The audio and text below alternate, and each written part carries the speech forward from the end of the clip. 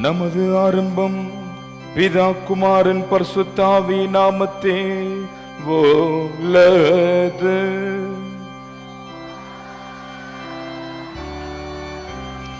கர்த்தருக்குள் பிரியமானவர்களே, நமது பிதாவாகிய கடவுளிடம் கபடச்சிரதியம் உள்ளவர்களாய் அண்டி சேர்ந்து நமது பாவங்களை அவருக்கு அறிக்கையிட்டு அவைகளை மன்னிக்க நமது இரட்சகராகிய இயேசு கிறிஸ்துவின் நாமத்தில் அவரை கெஞ்சி கேட்போம். வாருங்கள்,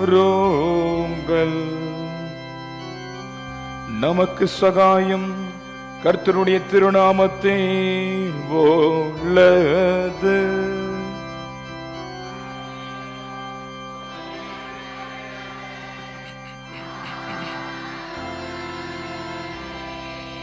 என் மீறுதல்களை கர்த்தருக்கு அறிக்கையிடுவேனே என்றே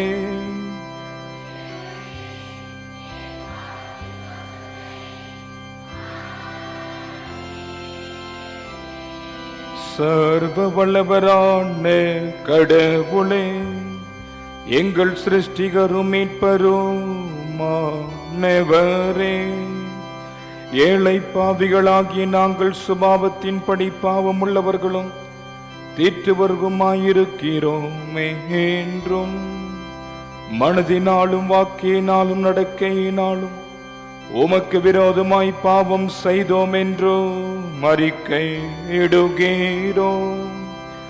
ஆதலால் எங்கள் ஆண்டவராகிய இயேசு கிறிஸ்துவே நிமித்தம் நீர் காட்டின கிருபையை தேடி உம்முடைய அளவற்ற இரக்கத்தில் அடைக்கலம் புக வருகிறோம்.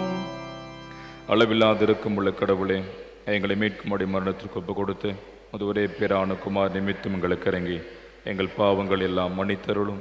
இந்த கிருபையினால் நித்திய ஜீவனை சுதந்திரத்துக் கொள்ளும்படி உண்மையும் ஸ்திரர்கிற மெய்யான அறிவையும் வசனுக்கு உண்மையான கீழ்ப்படுதலையும் பரிசுத்த ஆவியை கொண்டு எங்கள் ஆண்டவராகிய இயேசு கிறிஸ்துவின் மூலமாய் வேண்டிக் கொள்கிறோம். கர்த்தாவே, ஆமென். சர்வ வல்லவரான பரமபிதாவாகிய கடவுள் நமக்கு இறங்கினார். அவர் தமது ஒரே பேரான மைந்தரை நமது பாவங்களுக்காக மரணத்திற்கு ஒப்பு கொடுத்து அவர் நிமித்தம் நமது பாவங்களை மன்னிக்கிறார். அவர் நாமத்தில் விசுவாசம் உள்ளவர்களுக்கு கடவுளின் பிள்ளைகளாகும்படி அதிகாரம் கொடுத்து அவர்களுக்கு தமது தூய ஆவியானவரை தந்துள்ளதாக வாக்குத்தத்தம் பண்ணினார். விசுவாசம் உடையவனாய் ஞான ஸ்நானம் பெற்றவன் ரட்சிக்கப்படுவான். கர்த்தாவே, எங்கள் அனைவருக்கும் கிருபை செய்தருளும்.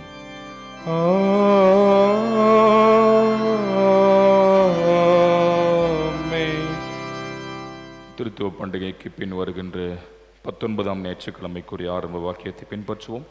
பாடல் புத்தகத்தில் 109வது பக்கத்தில் அடங்கியுள்ளது.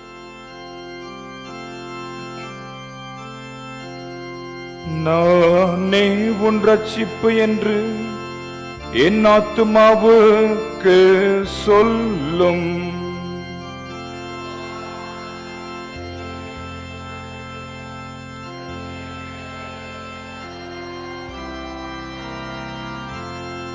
சகல இடுக்கண்களில் என்றும் அவர்களை விடுவிக்கிறார்.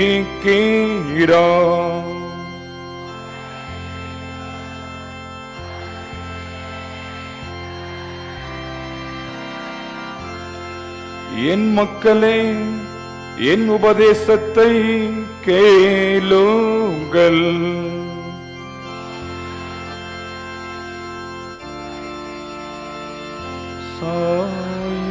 சாயோங்கள் பிதாவுக்கும் குமாரனுக்கும் பரிசுத்த ஆவிக்கும் மகிமையுண்டாவதாக.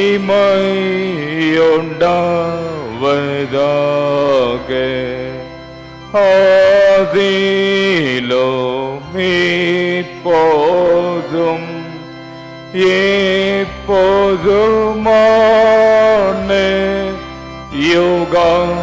யுகங்களா இருக்கிற படியே. ஆமென். கர்த்தாவே எங்களுக்கிரங்கும், கிறிஸ்துவே எங்களுக்கிரங்கும், கர்த்தாவே.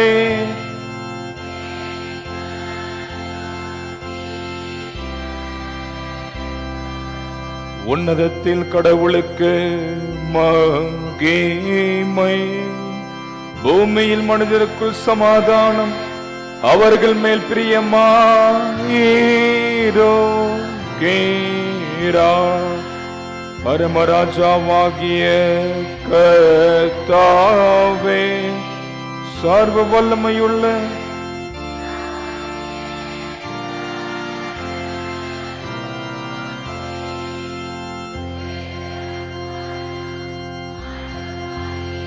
இயேசு கிறிஸ்துவே, உன்னதமானவரே, பரிசுத்த ஆவியானவரே, உம்மை துதிக்கிறோம், உம்மை புகழுகிறோம், உம்மை வணங்குகிறோம், உம்மை மைமைப்படுத்துகிறோம். உம்முடைய மகா மகிமை நிமித்தம் உமக்கு ஸ்தோத்திரம் செலுத்துகிறோம். கர்த்தாவாகிய கடவுளே, கடவுளின் நாட்டுக்குட்டியே, பிதாவின் சோதனே, உலகத்தின் பாவங்களை சுமந்து தீர்க்கிறவாறே, எங்கள் ஜெபத்தை ஏற்றருளும். பிதாவின் வலது பாரிசத்தில் இருக்கிறவாறே,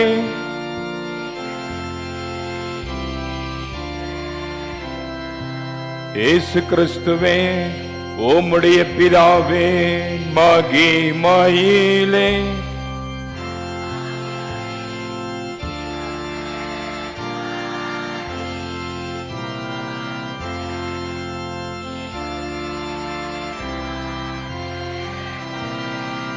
நீர் ஒருவர் உன்னதமானவராயிருக்கிறே. ஆமென். கர்த்தர் உங்களோடு இருப்பாராக.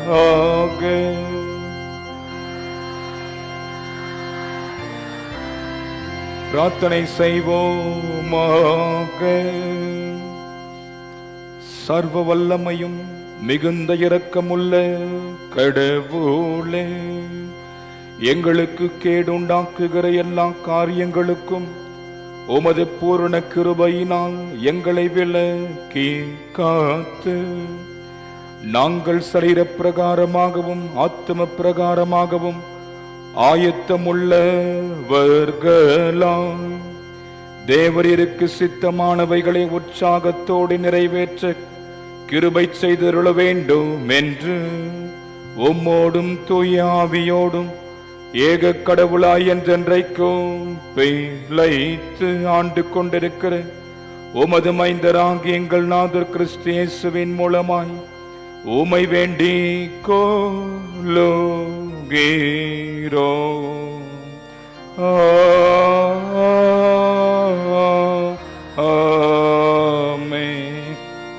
நம் யாவரும் அமர்ந்து திருத்துவ பண்டிகைக்கு பின் வருகின்ற 19ஆம் ஞாயிற்றுக்கிழமைக்குரிய திருமறை பகுதிகளை தொடர்ந்து படிக்க கவனமாக கேட்போம்.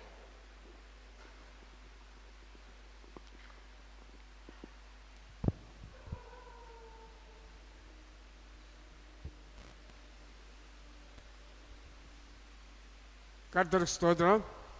திருத்துவ பண்டிகை பின்னிலே 19ஆம் ஞாயிற்காக குறிக்கப்பட்ட திருமறை பகுதி சங்கீத பாகம் 5வது சங்கீதத்தை நாம் வாசிக்க கவனமாக கேட்போம். சங்கீதம் 5.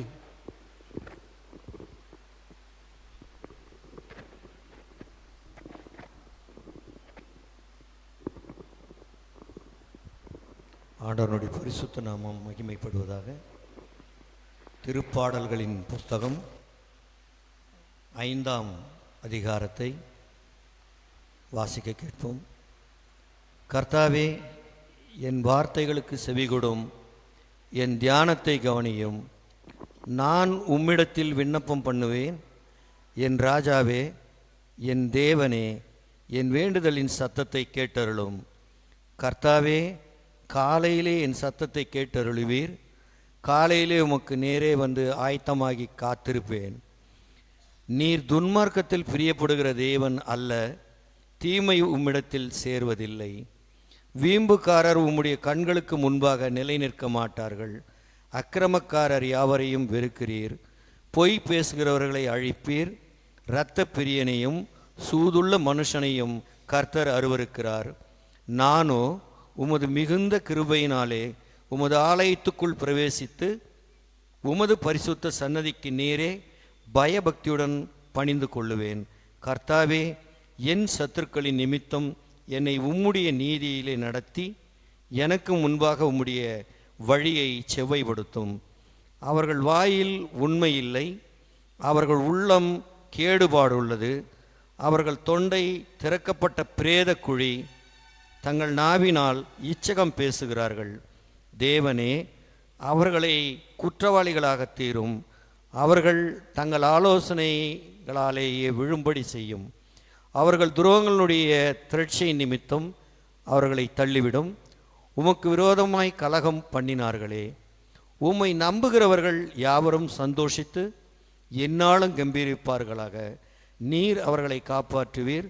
உம்முடைய நாமத்தை நேசிக்கிறவர்கள் உம்மில் களி கூறுவார்களாக. கர்த்தாவே, நீர் நீதிமானை ஆசீர்வதித்து காருண்யம் என்னும் கேடகத்தினால் அவனை சூழ்ந்து கொள்ளுவீர். வாசிக்க வேண்டிய முதலாம் வேத பாடம் வாசித்தாயிற்று. கர்த்தருடைய பரிசுத்த நாமம் மகிமைப்படுவதாக. குறிக்கப்பட்ட சங்கீத பாகம் வாசிக்க முடிந்தது. அப்படி நாளுக்கு குறிக்கப்பட்ட பழைய ஏற்பாட்டு பகுதி ஆதியாகம புத்தகம் 4ஆம் அதிகாரம் 1ஆம் வசனம் தொடங்கி 15ஆம் வசனம் முடிய நான் வாசிக்க கேட்போம்.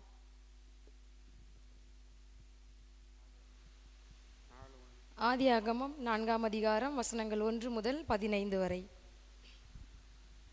ஆதாம் தன் மனைவியாகிய ஏவாளை அறிந்தான். அவள் கர்ப்பவதியாகி காயினை பெற்று, கர்த்தரால் ஒரு மனுஷனை பெற்றேன் என்றாள். பின்பு அவனுடைய சகோதரனாகிய ஆபேலை பெற்றாள். ஆபேல் ஆடுகளை மேய்க்கிறவனானான். காயின் நிலத்தை பயிரிடுகிறவனானான். சில நாள் சென்ற பின்பு காயின் நிலத்தின் கனிகளை கர்த்தருக்கு காணிக்கையாக கொண்டு வந்தான். ஆபேலும் தன் மந்தையின் தலையீற்றுகளிலும் அவைகளில் கொழுமையானவைகளிலும் சிலவற்றை கொண்டு வந்தான். ஆபேலையும் அவன் காணிக்கையும் கர்த்தர் அங்கீகரித்தார். காயினையும் அவன் காணிக்கையும் அவர் அங்கீகரிக்கவில்லை. அப்பொழுது காயினுக்கு மிகவும் எரிச்சல் உண்டாகி அவன் முகநாடி வேறுபட்டது. அப்பொழுது கர்த்தர் காயினை நோக்கி, உனக்கு ஏன் எரிச்சல் உண்டாயிற்று? உன் முகநாடி ஏன் வேறுபட்டது? நீ நன்மை செய்தால் மேன்மை இல்லையோ? நீ நன்மை செய்யாதிருந்தால் பாவம் வாசற்படியில் படுத்திருக்கும். அவன் ஆசை உன்னை பற்றியிருக்கும்.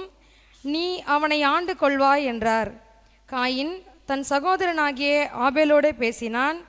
அவர்கள் வயல்வெளியில் இருக்கும் சமயத்தில் காயின் தன் சகோதரனாகிய ஆபேலுக்கு விரோதமாய் எழும்பி அவனை கொலை செய்தான். கர்த்தர் காயினை நோக்கி, உன் சகோதரனாகிய ஆபேல் எங்கே என்றார். அதற்கு அவன், நான் அறியேன், என் சகோதரனுக்கு நான் காவலாளியோ என்றான். அதற்கு அவர், என்ன செய்தாய்? உன் சகோதரனுடைய இரத்தத்தின் சத்தம் பூமியிலிருந்து என்னை நோக்கி கூப்பிடுகிறது. இப்பொழுது உன் சகோதரனுடைய இரத்தத்தை உன் கையிலே வாங்கி கொள்ள தன் வாயை திறந்த இந்த பூமியில் நீ சபிக்கப்பட்டிருப்பாய். நீ நிலத்தை பயிரிடும்போது அது தன் பலனை இனி உனக்கு கொடாது. நீ பூமியில் நிலையற்று அலைகிறவனாய் இருப்பாய் என்றார். அப்பொழுது காயின் கர்த்தரை நோக்கி, எனக்கு இட்ட தண்டனை என்னால் சகிக்க முடியாது. இன்று என்னை இந்த தேசத்திலிருந்து துரத்தி விடுகிறீர். நான் உமது சமூகத்துக்கு விலகி மறைந்து பூமியில் நிலையற்று அலைகிறவனாய் இருப்பேன். என்னை கண்டுபிடிக்கிறவன் எவனும் என்னை கொன்று போடுவானே என்றான். அப்பொழுது கர்த்தர் அவனை நோக்கி, காயினை கொல்லுகிற எவன் மேலும் 7 பழி சுமரும் என்று சொல்லி, காயினை கண்டுபிடிக்கிறவன் எவனும் அவனை கொன்று போடாதபடிக்கு கர்த்தர் அவன் மேல் ஒரு அடையாளத்தை போட்டார். ஆமீன். குறிக்கப்பட்ட பழைய ஏற்பாட்டு பகுதி வாசிக்க முடிந்தது. அப்படின்னால குறிக்கப்பட்ட நிருப வாக்கியம் 2 தீமோத்தேயு 4ஆம் அதிகாரம் 6ஆம் வசனம் தொடங்கி 8ஆம் வசனம் முடிய அதே அதிகாரத்தில் 16 முதல் 19 வரை.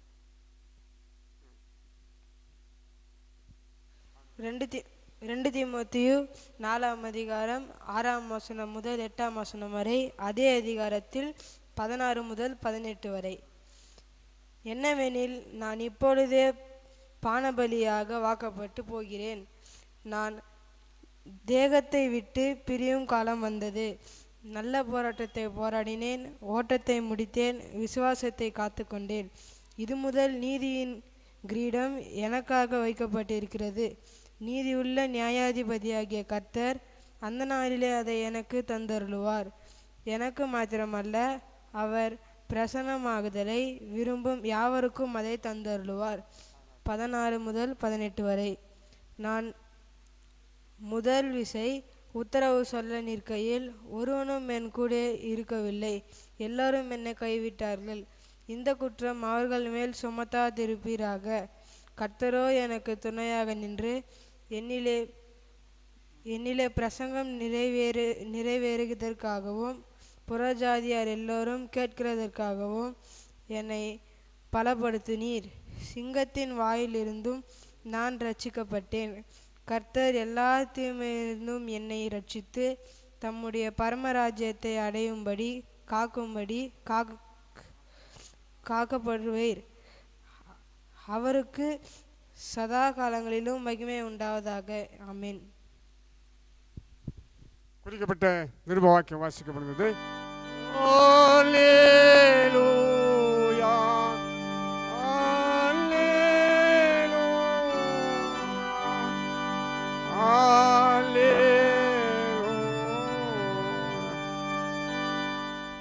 அப்படி நாளுக்கு குறிக்கப்பட்ட சுவிசேஷ பகுதி பரிசு லூக்கா எனும் புத்தகம் 18ஆம் அதிகாரம் 9ஆம் வசனம் தொடங்கி 17ஆம் வசனம் படி நான் வாசி கேட்போம்.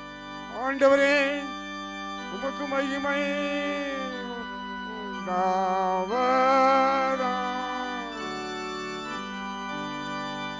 லூக்கா 18ஆம் அதிகாரம் வசனங்கள் 9 முதல் 17 வரை. அன்றியும் தங்களை நீதிமான்கள் என்று நம்பி மற்றவர்களை அற்பமாய் எண்ணின சிலரை குறித்து அவர் ஒரு உவமையை சொன்னார். 2 மனுஷர் ஜெபம் பண்ணும்படி தேவ ஆலயத்துக்கு போனார்கள். ஒருவன் பரிசேயன், மற்றவன் ஆயக்காரன்.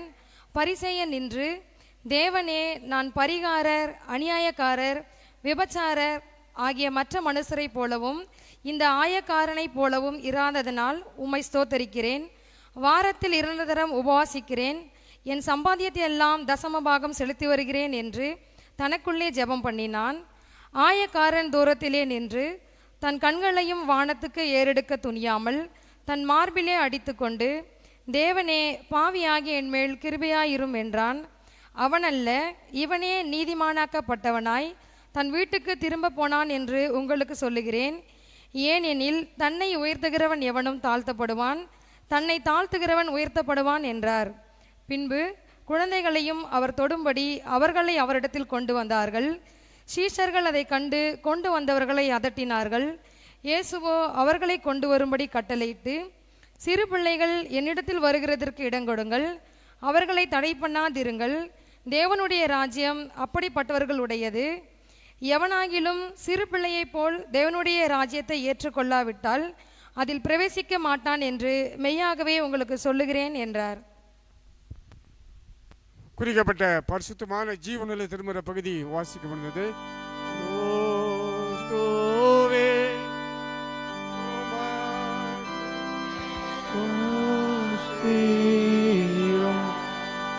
ஆண்டவருடைய வாழ்வை அருளும் திருமொழிகளை படிக்க கேட்டோம். அதற்கு மறுமொழியாக நமது விசுவாசத்தை அப்போஸ்தல விசுவாச பிரமாணத்தின் வழியாக அறிக்கை செய்வோம். பரலோகத்தையும் புலோகத்தையும் படைத்து சர்வ வல்ல பிதாவாகிய கடவுளை சுவாசிக்கிறேன். ஒரே பேரான குமாரனும் நம்முடைய ஆண்டவருமாக இயேசு கிறிஸ்துவை சுவாசிக்கிறேன். பரிசுத்த ஆவியினால் கர்ப்பத்தில் உற்பவித்து கண்மெடுத்து பிறந்து பொந்திபிலாத்தின் பாடுபட்டு மரித்து அடக்கம் பண்ணப்பட்டார். பாதாளத்தில் இறங்கி 3ஆம் நாள் மரித்தோர்ந்து உயிர் தெழுந்தார். அவர் உயிர்த்தோரை மரித்தோரை நயனத்திற்கு வருவார். பரிசுத்தரை சுவாசிக்கிறேன். பொதுவான பரிசுத்த கிறிஸ்துவ சபையும் பரிசுத்தனுடைய ஐக்கியமும் பாவம் மன்னிப்பும் சரீர உயிர் தெழுதலும். ஆமென். நாம் இறை செய்திக்கு ஆயத்தமாக 420வது ஞானப்பாடலை நின்ற வண்ணமாகவே நாம் பாடுவோம். 420வது ஞானப்பாடல், நான் வாஞ்சையாய் மேலானது என்கிற பாடல். இப்பாடலை நாம் கிறிஸ்துவின் ரத்தம் நீதியும் என் அலங்கார சால்வையும் என்கிற பாடலின் ராகத்திலே பாடுவோம். 420. மீண்டுமாக ஆண்டவருடைய சன்னிதானத்தில் இணைந்து ஆண்டவரை ஆராதித்துக் கொண்டிருக்கிற நம் அனைவருக்கும் ஆண்டவரின் கிருபையும் சமாதானமும் நிறைவாய் உண்டாவதாக. ஆமென். இயேசு ஆண்டவருக்குள் அன்புக்குரியவர்களே, திருத்துவ பண்டிகைக்கு பின் வருகின்ற 19வது ஞாயிறு ஆகிய இந்த நல்ல நாளில் நம்முடைய சிந்தனைக்கு என்று நாம் எடுத்துக்கொள்கின்ற ஆண்டவருடைய திருவார்த்தை நாம் படிக்க கேட்ட பழைய ஏற்பாட்டின் பகுதி ஆதியாகமத்தின் புத்தகம் 4ஆம் அதிகாரம் முதல் 15 வசனங்கள். The book of Genesis chapter 4 verses beginning from 1 to 15.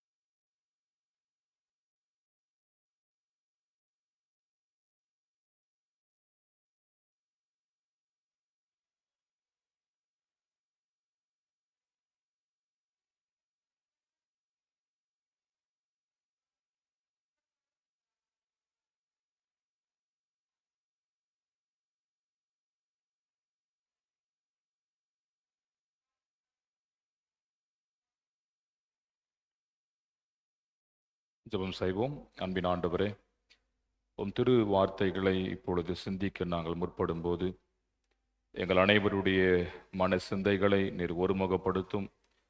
நாங்கள் உம் வார்த்தைகளை முழுமையாய் உள்வாங்கி அத்திரு வார்த்தைகளை நாங்கள் வாழ்வாக்கி கொண்டு வாழ அருளை தாரும். பேசுகிற அடையனை மறைத்து நீர் வெளிப்படும். நாங்கள் அனைவரும் கேட்கிறோம். கிறிஸ்து இயேசுவின் வழியே பிதாவே, ஆமென். உட்கார்வோம். ஆண்டவர் இயேசு கிறிஸ்துவில் அன்புக்குரியவர்களே, கடந்த 21ஆம் தேதி நான் முன்னாடியே சொன்ன மாதிரி நம்முடைய தோழமை சபை சங்கமாக இருக்கிற திருவாண்டம் சபை சங்கத்தினுடைய உருவாக்க நாள் என்று நான் சொன்னேன். கடந்த 21ஆம் தேதி நம்முடைய ஆம்பூர் சபை சங்கத்தினுடைய உருவாக்க நாள், ஃபார்மேஷன் டே. 1949ஆம் ஆண்டு இந்த அக்டோபர் மாதம் 21ஆம் தேதி நம்முடைய ஆம்பூர் சபை சங்கம் இருக்கிற 3 சபை சங்கத்திலும் முதல் சபை சங்கமாக உருவாக்கப்பட்டது. ஸோ ஒரு 76 ஆண்டுகளை நிறைவு செய்திருக்கிறோம் இந்த சபை சங்கம். அதனால் இதை முன்னிட்டு நாம் இறைவனுக்கு நன்றி சொல்வோம். அதற்கு மறுநாள் 22ஆம் தேதி எங்கள் பேட்ச் என்னோடு கூட ஒரு 9 பேர், ஓவரால் ஒரு 10 பேர், நாங்கள் எங்கள் 10 பேருக்கு அருட்பொழிவு நாங்கள் பெற்றுக்கொண்ட நாள், ஆர்டினேஷன் டே எங்களுக்கு. 22 2017 சீர்திருத்தல் ஆண்டு 500வது ஆண்டை முன்னிட்டு அப்பொழுது எங்களுக்கு அதன் நினைவாக அருட்பொழிவு கொடுக்கப்பட்டது. அருட்பொழிவு பெற்று 8 ஆண்டுகளை நான் நிறைவு செய்து 9வது ஆண்டுக்குள்ளாக நுழைந்திருக்கிறேன். அதுக்கு முன்பதாக ஒரு 2 ஆண்டுகள் பயிற்சியின் காலம், ஓவரால் ஒரு 10 ஆண்டு காலம் என்னுடைய இறையல் படிப்பை முடித்து நான் இங்கே திருப்பணி செய்து கொண்டிருக்கிறேன். அதனால எனக்காக என்னுடைய குழுவில் இருக்கின்ற அனைத்து தோழர் ஆயர்கள் அனைவருக்காகவும் நீங்கள் வேண்டிக் கொள்ளவும் உங்களை நான் கேட்டுக்கொள்கிறேன். அன்புக்குரியவர்களை, நாம் படிக்க கேட்ட திருமறை பகுதியில் ஆதியாகமம் 4ஆம் அதிகாரம் முதல் 15 வசனங்கள். பொதுவாகவே நம்முடைய வாழ்க்கையில் இந்த ஆங்கில சொல் அக்செப்ட், ரிஜெக்ட் அப்படின்ற வார்த்தைகளை நாம் கேள்விப்பட்டிருப்போம். இப்போ நாம் ஒரு காரியத்தை மேற்கொள்ளும் போது நம்மோடு இருக்கிறவர்கள் அந்த காரியத்தை ஏற்றுக்கொண்டால், அக்செப்ட் பண்ணிட்டாங்கன்னா நமக்கு என்ன ஆகும்? ஆட்டோமேட்டிக்காக என்ன ஆகும்? வருத்தமாக இருக்குமா? மகிழ்ச்சி ஏற்படும். அல்லது நாம் ஒரு குழுவாக இணைந்து பயணிக்கிறோம், அதில் ஒருவர் ஒரு கருத்தை சொல்லும்போது அந்த கருத்தை எல்லாரும் ஏற்றுக்கொண்டால் அது மகிழ்வை தரும். அல்லது அது முரண்பட்டதாக இருக்கும்போது அதை ரிஜெக்ட், அதை எங்களால் ஏற்றுக்கொள்ள முடியாது என்று சொன்னால் அது அவர்களால் தாங்கிக் கொள்ள முடியாது. இது நாம் வாழும் வாழ்க்கையில, நாம் அன்றாட வாழ்வில் நாம் சந்திக்கக்கூடிய ஒரு முக்கியமான காரியம்தான் ஏற்றுக்கொள்ளுதல், நிராகரித்தல் என்று சொல். இப்போ நாம் ஒரு நிறுவனத்திலோ அல்லது ஏதாவது ஒரு காலேஜில் நம்ம அப்ளிகேஷன் போடுறோம்ல, பணிக்காகவோ படிப்புக்காகவோ நாம் விண்ணப்பம் செய்யும்போது அது பல நேரங்களில் ஏற்றுக்கொள்ளப்படும், பல நேரங்களில் நிராகரிக்கப்படும். ஸோ இந்த 2 காரியத்தினாலும் நம்முடைய ரியாக்ஷன், நம்முடைய அதற்கான மறுமொழி என்பது எப்படி இருக்கும் என்று நமக்கு தெரியும். அப்போ நாம் படிக்க கேட்ட சிந்தனை பகுதியில் இதே போன்ற ஒரு காரியம்தான் அடங்கியிருக்கிறது. ஆதாம் ஏவாள் என்கின்ற நம்முடைய ஆதி பெற்றோர்களின் முதல் பிள்ளை யாரு? யாரு? ஆதாம். ஆதாம் ஏவாளுடைய முதல் பிள்ளை காயின், இல்லையா? நீங்க ஸ்டார்டிங்ல நீங்க வசனத்துல பார்க்கும்போது முதல் வசனம் 4:1 காயினை பெற்றாள் என்று சொல்லப்பட்டுள்ளது. ஸோ முதல் பிள்ளை கடவுளால் ஆதாம் ஏவாள் உருவாக்கப்படுகிறார், படைக்கப்பட்டார்கள். ஆண் பெண் என்கின்ற அந்த கணவன் மனைவி உறவில் இருந்து முதல் பிள்ளை இந்த உலகத்துல பிறந்தது என்று சொன்னால் அது காயின். இந்த காயினை முன்னிட்டு அந்த வசனத்துல மிக அழகாக சொல்லப்பட்டிருக்கிறது, கர்த்தரின் மூலமாய் ஒரு மனுஷனை பெற்றேன் என்றார். சோ இது கடவுளால் எனக்கு அருளப்பட்டது என்று அதை நினைவு கூறுகிறார். கடவுளை நினைக்கிறார், அல்லது கடவுளுக்கு நன்றி செலுத்தும் வண்ணமாக அந்த வார்த்தை அங்கே பயன்படுத்தப்படுகிறது. கர்த்தரின் மூலமாய், அவரால் எனக்கு இது கிடைக்கப்பெற்றது, இந்த மனுஷனை நான் பெற்றேன், முதல் பிள்ளை. தொடர்ந்து நாம் பார்க்கிறோம், அவனுடைய சகோதரனாகிய ஆபேலை பெற்றாள். அப்ப காயின் முதல் பிள்ளை, ஆபேல் இரண்டாவது பிள்ளை, இளையவன்.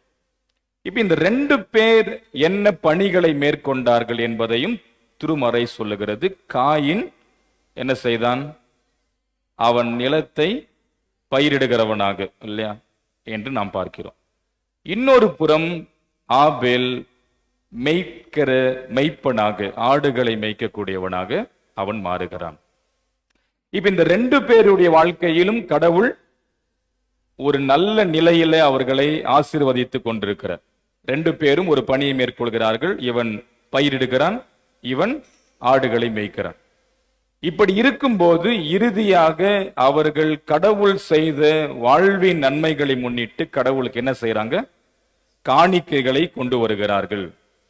அப்படி காணிக்கைகளை கொண்டு வரும்போதுதான் அங்க சிக்கலே ஆரம்பிக்குது. காணிக்கை கடவுளுக்கு கொண்டு வருதல் ரொம்ப ரொம்ப முக்கியம், பிரதானமானது. ஆனால் 3வது வசனத்தில் நாம் பார்க்கிறோம், வாசிங்க.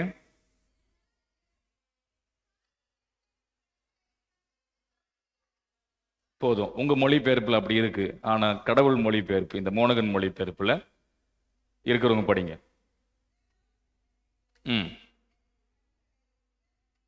போதும், சிலவற்றை, இல்லைங்களா? ஆனா நீங்க அதுல அப்படி இல்லை. அவன் அந்த நிலத்தின் கனிகளை கடவுளுக்கு காணிக்கையாக கொண்டு வந்தான் என்று சொல்லியிருக்கும். ஆனால் இதுல அவன் சிலவற்றை அவன் காணிக்கையாக கொண்டு வந்தான் என்று நாம் பார்க்கிறோம். அப்போ நிறைய இருக்கிறது, அதிலே சிலவற்றை. அடுத்தது இங்கே நாம் பார்க்கிறோம், ஆபேல் தன்னுடைய மந்தையில் தலையீற்றுகளில் கொழுமையானவற்றை அவன் கொண்டு வந்தான். அவனுடைய மந்தையில தலையீற்றுகளில் கொழுமையானதை, the fatty portion அப்படின்னு ஆங்கிலத்தில் சொல்லப்பட்டுள்ளது. அப்படி ஒரு நிறைவானதை கடவுளுக்கு அல்லது முதன்மையானதை கடவுளுக்கு அவன் காணிக்கையாக கொண்டு வருகிறான். 2 பேரும் காணிக்கை கொண்டு வந்தார்கள். 2 பேரும் கடவுள் செய்த நன்மைகளை முன்னிட்டு கொண்டு வந்தார்கள். ஆனால் 2 பேருடைய காணிக்கையின் விதங்கள் அங்கே சற்று மாற்றமடைகிறது. அவன் சிலவற்றை, இவன் கொழுத்ததை, நிறைவானதை, முதன்மையானதை, தலையீற்றுகளில் என்று நாம் பார்க்கிறோம். அப்ப இந்த 2 காணிக்கையும் கடவுள் எப்படி ஏற்றுக்கொள்கிறார் என்று நாம் பார்க்கும்போது, அவன் இங்க நாம் பார்க்கிறோம் தொடர்ந்து 5வது வசனத்துல, காயினையும் அவன் காணிக்கையும் அவர் கண் நோக்கவில்லை. ஆனால் அதுக்கு முந்தைய வார்த்தை சொல்லப்படுகிறது, ஆபேலையும் அவன் காணிக்கையும் கர்த்தர் கண் நோக்கினார், அங்கீகரித்தார், கண் நோக்கினார் என்று நாம் பார்க்கிறோம். சோ கடவுள் அதை ஏற்றுக்கொள்கிறார். ஆனால் இதை அவர் கண் நோக்கவில்லை, ஏற்றுக்கொள்ளவில்லை.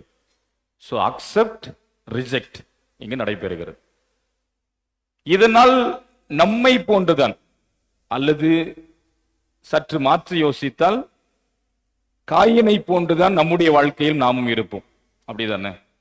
ஏற்றுக்கொள்ளாமல் போனால் நம்முடைய முகம் மாறும், நம்முடைய சுபாவம் சற்று மாற்றங்களை அடையும், நாம் உடனடியாக ரியாக்ட் பண்ண ஆரம்பிப்போம். இங்கே நாம் பார்க்கிறோம், காயின் மிகவும் எரிச்சல் உண்டாகி அவன் முகம் வாடியது. அது யார் மீது இருக்க வேண்டும்? நீங்க சாதாரணமா யோசிச்சா யார் மேல இருக்கணும்? இப்ப கடவுள் தான் என்ன பண்ணல, அவனுடைய காணிக்கையை ஏத்துக்கல. அப்ப யார் மீது அவன் கோவப்படணும்? யார் மேல கோவப்படணும்? கடவுள் மேல தான் கோவப்படணும். என்ன கடவுள் இப்படி பண்றீங்க, ஓர வஞ்சனை பண்றீங்க, அல்லது ஒரு தலைபட்சமா பண்றீங்க, பார்சாலிட்டி காட்டுறீங்களா? இப்படி எல்லாம் கடவுளை தான் அவன் வருத்தத்தோடு அவரிடத்துல பேசியிருக்க வேண்டும். ஆனால் அதற்கு மாறாக அவனுடைய சகோதரன் ஆபேல் மீதுதான் அவன் கோபம் அதிகமாகிறது. இப்படி அவனுடைய முகம் வாடி அவன் எரிச்சலை கடுங்கிற கடவுள் உடனடியாக என்ன பண்றாரு? பேச ஆரம்பிக்கிறார். 6வது வசனத்திலிருந்து பேசுறார். ஏன் உனக்கு எரிச்சல் உண்டானது என்ன? முகம் வாடினது என்ன? நீ செய்கிறது நல்லது என்றால் உன் முகம் மலர்ந்திராதோ?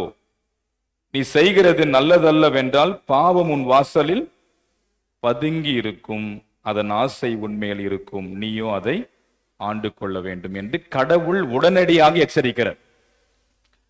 அப்ப எரிச்சல், முகவாடல் ஒருவர் மீது நமக்கு இருக்கும்போது, அல்லது நாம் அந்த ஒரு நிலையில இருக்கும்போது, அது எங்க கொண்டு போகுன்றது கடவுள் கிளியரா சொல்றாரு. அது எங்க கொண்டு போகும்? பாவத்திற்கு நேராக கொண்டு செல்லும். எரிச்சலோடு நாம் இருந்தால், முகவாடலோடு இருந்தால், அல்லது வைராகியத்தோடு கோபத்தோடு நாம் இருந்தால், அது நம்மை பாவத்திற்கு நேரே அழைத்து செல்லும். அதுதான் கடவுள் அங்கு தெளிவாக பதிவு செய்கிறார். உன் வாசலில் பதுங்கியிருக்கும், அதன் ஆசை உன்மேல் இருக்கும், நீ அதை ஆண்டு கொள்ள வேண்டும் என்று சொல்லுகிறார். இப்படி கடவுள் காயினை எச்சரிக்கிறார். ஏன் இப்படி பண்ற? இப்படி பண்ணாத, இப்படி பண்ணக்கூடாது, அது பண்ணா பாவம் உன்னை ஆண்டு கொள்ளும், அது பதுங்கியிருக்கும், நீ அதற்குள் உட்படுத்தி விடுவாய் உன்னை. அப்போ பெரிய ஒரு பாவத்திற்கு எதிராக போயிரும் அப்படின்னு கடவுள் எச்சரிக்கிறார். இந்த எச்சரிப்பை கேட்கிற அவன் என்ன செஞ்சிருக்கணும்? என்ன பண்ணியிருக்கணும்? திருந்தி இருந்திருக்கணும். சரி ஆண்டவரே, நான் தெரியாம கோபப்பட்டேன், முகவாடெல்லாம் இருப்பது தப்புதான் என்று சொல்லி இருக்கணும். ஆனால் அவன் அப்படி செய்யவில்லை. அடுத்தது அவன் செய்கிற காரியம் என்னவென்றால், 8வது வசனத்திலே காயின் தன் சகோதரனாகிய ஆபேலை பார்த்து காட்டுக்கு போகலாம் வா என்கிறான். இப்போ இப்படி நடந்த போதும் காயின் என்ன பண்றான்? கூட்டின்னு போறான். எதற்காக போறான்? அவனை கொல்ல வேண்டும் என்று. அவன் மீது அவன் பாய்ந்து அவன் மீது அவன் விரோதமாக எழும்பி அவனை கொன்றான், கொலை செய்தான் என்று சொல்லப்பட்டிருக்கிறது. இப்படி நடந்த மாத்திரத்தில் மீண்டும் கடவுள் வருகிறார். உன் சகோதரனாகிய ஆபேல் எங்கே அப்படின்னு கடவுள் கேட்கிறார். அதுக்கு இவன் என்ன பதில் சொல்றான்? எனக்கு தெரியாது, நான் அவனுக்கு காவலாளியா, வாட்ச்மேனா நான் அவனுக்கு அப்படின்னு அவன் கேட்கிறான். இப்ப அடுத்தது காயின் செய்கிற செயல் என்ன? கடவுள் கேட்கும் போது பொய் சொல்றான். எனக்கு என்ன தெரியும், நான் அறியேன், எனக்கு தெரியாது. மீண்டும் மீண்டும் கடவுள் எச்சரித்த போதிலும் அதை அவன் பொருட்படுத்தாமல் அவன் தன் சகோதரனாகிய ஆபேலை கொன்று போடுகிறான். வந்து கடவுள் கேட்கிறார், அதற்கு விடை சொல்லாமல், ஆண்டவரே நான் ரொம்ப கோவம் ஆயிடுச்சு, என்னால தாங்க முடியல, அதனால என் சகோதரனை நான் தீர்த்து கட்டிவிட்டேன் என்று அவன் சொல்லி இருக்க வேண்டும். அதனால என்ன பண்றது எனக்கு தெரியல, ரொம்ப அதிக கோவம் ஆயிடுச்சு. நம்ம சொல்றோம்ல, நமக்கு கூட அது மாதிரி தானே, பயங்கர டென்ஷன் ஆயிடுச்சு, என்ன பண்றதுன்னு தெரியாம நான் கண்மூடித்தனமா அப்படி பண்ணிட்டேன், என் சுச்சுவேஷன் அது மாதிரி இருந்துச்சு, அந்த டைம்ல நான் பண்றது எனக்கே தெரியலன்னு நம்ம சொல்லுவோம் பல நேரத்தில். அப்படி அப்ரூவல் ஆகல. அதற்கு மாறாக அவன் பொய் சொல்லுகிறான், எனக்கு தெரியாது. ஆனால் கடவுள் சொல்கிறார், உன் சகோதரன் ஆபேலினுடைய ரத்தம் என்னுடைய சன்னதியில் வந்து எட்டியது, என்னை நோக்கி அங்கே கூப்பிடுகிறது என்று சொல்லிவிட்டு 11வது வசனத்திலிருந்து 13ஆம் 12ஆம் வசனம் 2 வசனத்திலே கடவுள் அவனுக்கு தண்டனையை தரார். நீ பயிரிடுகிறாய், நீ என்னதான் பயிரிட்டாலும் என்ன செய்ய முடியாது, அதனுடைய பலனை அது உனக்கு கொடாது. நீ என்ன கஷ்டப்பட்டு வருந்தி உழைத்தாலும் அதனுடைய பலனை பெற்றுக்கொள்ள மாட்டாய். அந்த நிலத்திற்கு நீ விலக்கப்பட்டு சாபத்திற்குள்ளானாய்,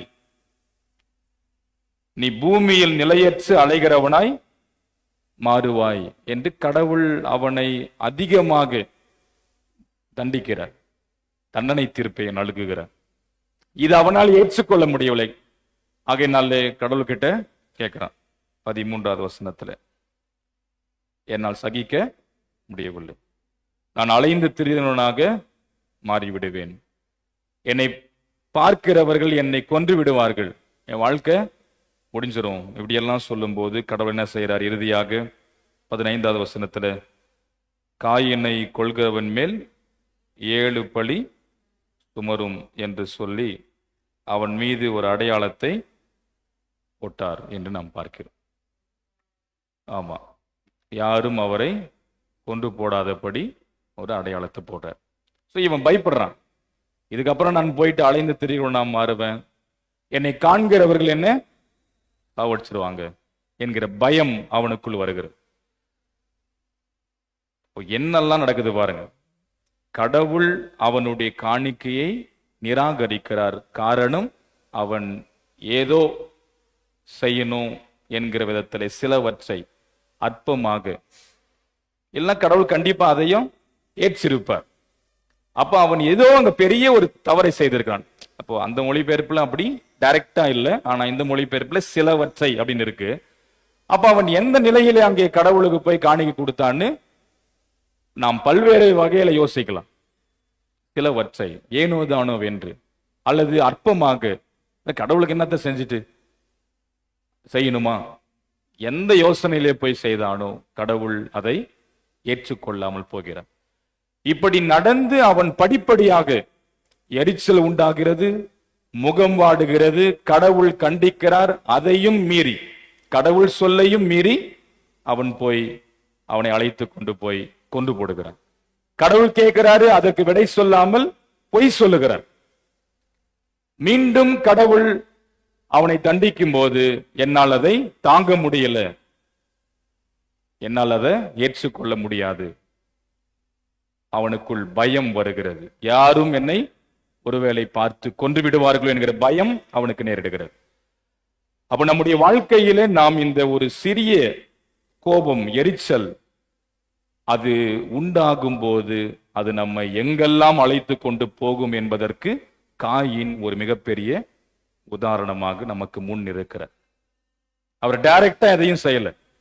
ஆரம்பத்துல எரிச்சலும் முகவாடலும் மிகுந்த எரிச்சலோடு அவன் காணப்பட்டுதான் கடவுள் எச்சரித்து கடவுள் திருத்த பார்க்கிறார்.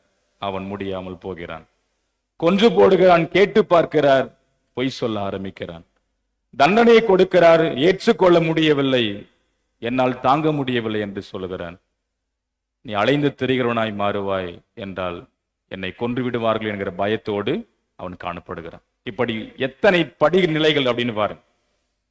அப்போ நாம் வாழ்க்கையில இந்த ஒரு சிறிய கோபம், எரிச்சல் நம்மை மிகப்பெரிய பாவத்திற்கு நேராக, வாழ்வை இழக்கக்கூடிய ஒரு நிலைக்கு நேராக கொண்டு செல்லும். கடவுள் சொல்றாரு, நீ என்னதான் வருந்தி உழைத்தாலும், வேர்வை சிந்தி உழைத்தாலும் அதனுடைய பலனை நிச்சயம் முன்னால் பெற்றுக்கொள்ள முடியாது என்று. அப்ப நாம் இப்படிப்பட்ட காரியங்களை வாழ்க்கையில மேற்கொள்ளும் போது நாம் என்னதான் வாழ்க்கையில என்ன செய்தாலும் நமக்கு எந்த பலனும் கிடைக்கவே கிடைக்காது. தலை கீழே நின்னா கூட நமக்கு வேண்டியது நம்மால் பெற்றுக்கொள்ள முடியாத ஒரு நிலை ஏற்படும். அதற்கு சிறிய கோபமும் அந்த எரிச்சல் பெரிய ஒரு நிலை நேராக, பெரிய ஒரு கஷ்டத்திற்கு நேராக, பெரிய ஒரு வாழ்வின் இழப்பிற்கு நேராக நம்மை அழைத்து கொண்டு போகும் என்பதில் சந்தேகமே இல்லை. ஆகையினாலேத்தான் சங்கீதத்திலே சொல்லப்பட்டிருக்கும், நீங்க கோபம் கொண்டாலும் பாவம் செய்யாதிருங்கள், சூரியன் மறைவதற்கு முன்பதாக உங்களுடைய கோபம் தனிய கடவது அப்படின்ற. நாம் கோபம் கொண்டாலும் பாவத்தை மேற்கொள்ளக்கூடாது. அப்போ வாழ்க்கையில இந்த ஒரு சிறிய கோபம், எரிச்சல், அது ஆங்கிலத்தில் சொல்லும்போது இந்த ஜெலசி அப்படின்னு சொல்லப்பட்டுள்ளது. அப்ப அதுவே நம்மை ஒரு மிகப்பெரிய நிலைக்கு நேராக கொண்டு செல்லும். அந்த ஆங்கர், ஜெலசி, ஆங்கிரின்லாம் சொல்றோம்ல, அது அப்படியே வயலன்ஸா மாறுது, மர்டர் பண்றாரு, பெரிய ஒரு நிலைக்கு நேராக நம்மை அழைத்து கொண்டு போகும். அப்போ இயேசுவினுடைய வாழ்க்கையை பார்க்கும்போது நமக்கு தெரியும், அவரும் கடவுளின் ஒரே மகன் இல்லையா, கடவுளின் ஒரே மைந்தர். இங்கே ஆதி பெற்றோர்களின் முதல் மகன் செய்த செயல் இப்படி, ஆனால் இங்கே கடவுளின் ஒரே மைந்தர் செய்த செயல் நமக்கு நன்கு தெரியும். நற்செய்தி பகுதிகளை நாம் படிக்கும்போது என்னதான் அவரை சுற்றி இருக்கிறவர்கள் கங்கணம் கட்டி கொண்டு அவரை வீழ்த்தலாம் என்று நினைத்தாலும், அல்லது அவருக்கு எதிராக செயல்பட்டாலும், புறம் கூறினாலும், அவதூறு பேசினாலும், என்ன செய்தாலும் இயேசு அதை பொருட்படுத்தாமல் கடந்து போய் கொண்டே இருப்பார். அவரை ஒரு உயர்ந்த மலையின் மீது அழைத்து சென்று அவரை அங்கிருந்து கீழே தள்ளிவிடலாம் என்று நினைத்து கொண்டு போனார்கள். ஆனால் இயேசு நினைச்சிருந்தா அவங்க எல்லாரையும் அங்கிருந்து கீழே தள்ளி இருக்கக்கூடிய ஆற்றல் அவருக்கு உண்டு. ஆனால் இயேசு அங்கிருந்து நகர்ந்து கடந்து போய்விட்டார். அவரை குடிக்காரன் என்று சொன்னார்கள், பேய்க்கு தலைவன் என்று சொன்னார்கள், பல பேச்சு பேசினார்கள். அவருடைய தாய் அவரை பற்றி இழிவாக பேசினார்கள், அவருடைய பிறப்பை பற்றி தவறாக பேசினார்கள், என்னென்னமோ பேசினார்கள். ஆனால் இயேசு அதை கண்டு முகம் வாடவில்லை, அவர் எரிச்சல் கொள்ளவில்லை, மாறாக அதை ரொம்ப ஈஸியா ஹேண்டில் பண்ணி போனவர் தான் இயேசு ஆண்டவர். அந்த சுபாவம் நம்முடைய வாழ்க்கையில இருக்க வேண்டும். அதனால் இயேசுவின் வாழ்க்கையில என்ன ஆசீர்வாதங்கள், இந்த பூமியிலே அவர் 33.5 ஆண்டுகள் வாழ்ந்த போது எந்த நிலையிலும் இப்படி அவர் செயல்படாததினாலே இயேசுவின் வாழ்விலே நாம் பார்க்கிறோம் கடவுள் அவரோடு கூட என்றும் இருந்தார். கடவுளோடு அவருக்கு அந்த ஒரு உறவு மிக அதிகமாயிருந்தது. பல வருத்தங்கள் மேற்கொள்ளும் போது, பல வருத்தங்களும் கஷ்டங்களும் அவரை சந்திக்கிற நேரத்தில் எல்லாம் இயேசு தனிமையாக போய் கடவுளோடு ஜெபித்துக் கொண்டிருந்தார். நம்ம வாழ்க்கையில இப்படிப்பட்ட கசப்பான அனுபவங்கள் வரும்போது, வேதனையான அனுபவங்கள் வரும்போது, அதை நாம் ஒருபோதும் எப்படி அதை எதிர்கொள்ள வேண்டும் என்கின்ற ஒரு சரியான ஒரு மனநிலை நமக்கு வேண்டும். இயேசுவை போன்று நாம் அதை மிக பொறுமையாக, அமைதியாக கடவுளிடத்தில் அதை சொல்லிவிட்டு கடந்து போகிறவர்களாக நம்முடைய வாழ்க்கையை வாழ வேண்டும் என்பதைத்தான் இறைவன் எப்பொழுதுமே எதிர்பார்க்கிறார். இப்போ நாம் வாசி கேட்டதான நற்செய்தி பகுதியில், லூக்கா நற்செய்தி நூலின் 18ஆம் அதிகாரத்தில் 9வது வசனம் துவங்கி நாம் பார்க்கிறோம். அதில் நமக்கு பரிச்சயமான ஒரு பகுதி தான். கடவுளுடைய சமூகத்தில் 2 பேர் போகிறார்கள். ஒருவன் பரிசேயன், இன்னொருவன் ஆயக்காரன். 2 பேருடைய ஜபத்தை பற்றி அங்கே சொல்லப்படுகிறது. அங்க எப்படி 2 பேருடைய காணிக்கையை பற்றி சொல்லப்பட்டதோ அது போன்று 2 பேருடைய மன்றாட்டு ஜபம். இங்கே பரிசேயன் சொல்லுகிறான், ஒரு பெரிய நீண்ட பட்டியலை அங்கே அவன் வைக்கிறான். என்ன சொல்றான் அவன்? வாரத்துக்கு 2 நாள் நான் உபவாசம் இருக்கிறேன். அப்புறம் ஓகே, நான் தசமம் வாங்க செலுத்துறேன். ம் ம்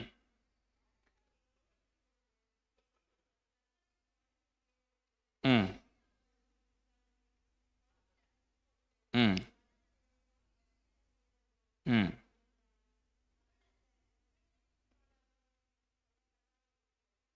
போதும். சோ அந்த 9வது வசனத்தினுடைய ஆரம்பத்தில் சொல்லப்படுகிற விஷயம் என்ன அப்படின்னா, தங்களை நீதிமான்கள் என்று நம்பி மற்றவர்களை அற்பமாய் எண்ணின சிலரை பார்த்து இந்த உவமையை இயேசு ஆண்டவர் சொல்லுகிறார். தங்களை பெருமையாக, தங்களை உயர்வாக காட்டிக்கொண்டு நாங்கள் தான் நீதிமான் என்று நினைத்து கொண்டு பிறரை அற்பமாக கருதக்கூடியவர்களை பார்த்து இந்த உவமையை சொன்னார். 2 பேர் ஜெபிக்க போகும்போது அங்கே பரிசேயன் சொல்லுகிற வார்த்தை, கடவுளே, பரிகாரர், அநியாயக்காரர், விபச்சாரக்காரர், அதெல்லாம் இல்லையா? அதுல இருக்குங்களா? விபச்சாரக்காரர் ஆகிய மற்ற மனுஷரை போலவும். அடுத்தது சொல்றாரு, அங்க பக்கத்துல யார் இருக்கிறது? ஆயக்காரர் இருக்கிறான். இந்த ஆயக்காரனை போலவும் நான் இராததினால் உமக்கு ஸ்தோத்திரிக்க நன்றி சொல்லுகிறேன் அப்படின்ற கம்பாரிசன் பண்றாரு. நான் அவன் மாதிரி இவன் மாதிரி இப்படி எல்லாம் கிடையாது. நான் ரொம்ப சிறப்பான நபர். நிறைய பேர் அப்படிதான் சொல்லுவாங்க. நான் கரெக்டா, நான் சரியான ஆள். நான் அவன் மாதிரி எப்படிக்கிறான், நான் எல்லாம் அது மாதிரி கிடையாது என்று தங்களை முதன்மைப்படுத்தி நாங்கள் தான் நீதிமான், நாங்கள் தான் ரொம்ப கடவுளுக்கு உண்மையும் உத்தமமானவர்கள் என்று தங்களை பெருமையாக, தங்களை உயர்வாக காட்டிக் கொள்கிறவர்கள் நிறைய இருக்கிறார்கள். அது கிறிஸ்தவத்திலும் இருக்கிறார்கள் என்பதில் மாற்று கருத்து இல்லை. அவன் சொல்லுகிறான், அவன் டைரக்டா அவனை பத்தி மாத்திரம் பேசியிருக்கலாம், அவனுடைய அருமை பெருமை பத்தி கூட சொல்ல ஆரம்பித்திருக்கலாம். ஆனால் அவனை போன்று இவனை போன்று அப்படியெல்லாம் சொல்லிட்டு இங்க இருக்கிற ஆயக்காரனை போனக்குள்ள நான் இல்லாததுனால உமக்கு நன்றி ஆண்டவரே அப்படின்னு சொல்றோம். ஒவ்வொருடைய வாழ்வு எப்படி இருக்கும் நம்மால கணிக்க முடியாது இல்லையா? ஒவ்வொருத்தர் வாழ்க்கை, அவருடைய வாழ்வின் நிலை, அவருடைய சூழல் ஒவ்வொரு நபருக்கும் மாற்றம் அடையும். அவங்க அந்த வாழ்க்கையை வாழ்றாங்க. ஆனா நாம் என்ன செய்யக்கூடாது? அதை அற்பமாக எண்ணவே கூடாது. நமக்கு இப்படி வாழ்றோம், கடவுள் நமக்கு இப்படி நடத்திட்டு இருக்காரு, அவங்களும் அப்படி நடத்துறாரு, அதனால அவங்கள விட நாங்க என்று இல்லை. எல்லாரையும் கடவுள் ஒன்று போல்தான் பார்க்கிறார். ஒவ்வொருடைய வாழ்வின் சூழலை பொறுத்து நம்முடைய வாழ்வு மாற்றம் அடைகிறது. ஆனால் அதை நாம் மையப்படுத்தி அவனை மாதிரி நான் கிடையாது, இவங்கள மாதிரி நான் கிடையாது என்கின்ற வார்த்தைகள் ஒருபோதும் இருக்கக்கூடாது. அற்பமாக யாரையும் எண்ணக்கூடாது என்பதை தான் இங்கே சொல்லுகிறது. அடுத்தது இவை எல்லாம் சொல்லிவிட்டு அடுத்தது ஆரம்பிக்கிற 12வது வசனத்திலே, வாரத்துக்கு 2 முறை உபவாசம், என் சம்பாதியத்தில் எல்லாம் தசமபாகம் செலுத்தி வருகிறேன் என்று தனக்குள்ளே அவன் ஜெபம் பண்ணினான் என்று பார்க்க. இப்போ மற்றவர்கள் பற்றி சொல்லி அதைவிட நான் பெரியவர், முதன்மையானவர், சிறப்புக்குரியவர், நீதிமான் என்று சொல்லிவிட்டு அடுத்தது சொல்றாரு, தன்னை பற்றி பெருமையாக அடுத்து சொல்ல ஆரம்பிக்கிறார். நான் இப்படியெல்லாம் இருக்கிறவர், உபவாசம், சம்பாதியத்தில் பாதம், தசமபாகம், இப்படியெல்லாம் சொல்லிவிட்டார். ஆனால் இன்னொரு புறம் ஆயக்காரன் எங்க நிற்கிறாரு? தூரத்தில் நிற்கிறார். அப்ப பரிசை எங்க நின்று இருக்கிறான்? அப்போ ரொம்ப கடவுளுக்கு கிட்ட வந்து நின்றுட்டு இவ்வளவு சொல்லிட்டு இருக்கான். ஆனால் இவன் தூரத்தில் நின்று கொண்டு தன் கண்களை வானத்திற்கு ஏறெடுக்க துணியாமல் தன் மார்பிலே அடித்து கொண்டு, கடவுளே, பாவியாகி என் மேல் இரக்கமாயிரும், கிருபையாயிரும் என்று வேண்டிக் கொள்கிறான். அவன் வந்து கிட்ட கூட கடவுளுக்கு போக முடியல, அவனால தூரமா நிக்கிறான். கண்களை கூட வானத்துக்கு ஏறெடுக்க துணியாமல் தன் மார்பில் அடித்து கொண்டு, ரொம்ப சிம்பிளா சொல்றான், பாவியாகி என் மீது கிருபையாயிரும், இரக்கமாயிரும் என்று அவன் வேண்டிக் கொண்டான். இவ்வளவுதான். அவன் வந்து என்ன செய்யல, அவன் இவன் இப்படி அப்படி அப்படிலாம் சொல்லல, அல்லது தன்னை பற்றி பெருமையாக சொல்லிக் கொள்ளவில்லை. மாறாக அவன் தன் நிலையை உணர்ந்து, கடவுள் நம்மை அறிந்திருக்கிறார், இது நம்ம கடவுளுக்கு சொல்லணுமா? கடவுளுக்கு சொல்லணுமா? நான் என்ன பண்றேன், ஏது பண்றேன், இது பண்றேன், அது பண்றேன், இதெல்லாம் நம்ம கடவுளுக்கு பட்டியலிட வேண்டுமா? எல்லாவற்றையும் அறிந்தவர் அவர். அவருக்கு தெரியாது என்ன இருக்கிறது. நம்முடைய ஆள் மனசை, உள் மனதை நன்கு அறிந்து வைத்திருக்கிறவர் கடவுள். நம்ம இவ்வளவு பேர் இங்க இருக்கிறோம், ஒருத்தரை பத்தி நம்ம யோசிக்க முடியுமா? இப்ப நம்ம ஒருத்தரை பத்தி யோசிச்சோம்னா அவங்க என்ன நினைச்சுருக்காங்க, நம்ம என்ன நினைக்கிறது, இப்படி நினைக்கிறாங்கன்னு நம்ம ஒருவேளை ஏதோ நம்மால முடிஞ்ச அளவுக்கு கணித்து சொல்லலாம். ஆனால் எல்லாரும் என்ன நினைக்கிறீங்க நம்ம எல்லாம் சொல்ல முடியுமா? எல்லாருடைய உள் மனதின் யோசனைகளை கடவுள் அறிந்திருக்கிறார். நம்முடைய வாழ்வை அறிந்திருக்கிறார். நாம் என்ன இதுக்கு அப்புறம் செய்ய போறோம், செஞ்சிருக்கிறோம், எல்லாத்தையும் கடவுள் நன்கு அறிந்து வைத்திருக்கிறவர். இப்ப கடவுள்கிட்ட போய் இதெல்லாத்தையும் நம்ம லிஸ்ட் போட்டு சொல்ல வேண்டிய அவசியமே இல்லை. அதனாலதான் நமக்கு நல்ல விஷயத்தை நம்ம பண்ணி வச்சிருக்கிறோம். இப்ப சபையில இல்ல, முன்னாடி நம்ம என்ன பண்ணோம், மாத காணிக்கு நம்ம ஜெபம் பண்ணல, இப்ப என்ன பண்ணல, ஸ்தோத்திர காணிக்கு நம்ம ப்ரேயர் பண்ணல. அவர் வந்து செக்ரட்டரி யார் கொடுத்துருக்கிறான்றத சொல்ல வேண்டிய ஒரு கட்டாயம் இல்லையா? யார் யாருக்கு கொடுத்தாங்க, என்னென்ன செஞ்சாங்க, எனக்கு கணக்கு கரெக்டாக வரணும்ல, அது ஒரு பெரிய சிக்கல கருத்து நம்ம சொல்லிடுறோம். மற்றபடி ப்ரேயர் பண்றதுல பொதுவாக, ஏன்னா எல்லாரும் பேரையும் கடவுள் தெரிஞ்சிருக்கிறார். அங்க சொல்லிட்டோம், வேற வழியின்றி இல்லையா? அறிவு பார்ப்போம், கடவுளும் கேட்டாரு, நாமும் கேட்டுட்டோம், அதுவே போதுமானது என்று நாம் இப்போ அந்த ஒரு காரியம் இன்னும் சிறப்புக்குரியது தான். நான்லாம் நிறைய ஐயருங்கிட்டலாம் ஷேர் பண்ணும்போது சொன்னேன் இதை பற்றி. ரொம்ப சந்தோஷப்பட்டாங்க. சூப்பருங்க, பரவாயில்ல, எங்கள் சர்ச்சில் கூட நாங்கள் அதை கண்டிப்பாக பண்ணுறோம். சில இடத்துல பண்ண முடியல, அந்த ஏற்றுக்கொள்ளக்கூடிய மனசு வரணும்ல. சில இடத்துலலாம் வந்து சின்ன பேர் விட்டா, ஒரு பேரை விட்டீங்களே, அவங்க வந்து காணிக்கை, அது காணிக்கை எப்படி கொடுக்குறாங்கன்னு நமக்கு தெரியாது. ஃபுல்லாக ஒரு 10 பேர், குடும்பத்துக்கு 20 பேர் எழுதி கொடுத்துருவாங்க. அவ்வளோ பேர் நம்ம வந்து சொல்லி ப்ரேயர் பண்ணணும்.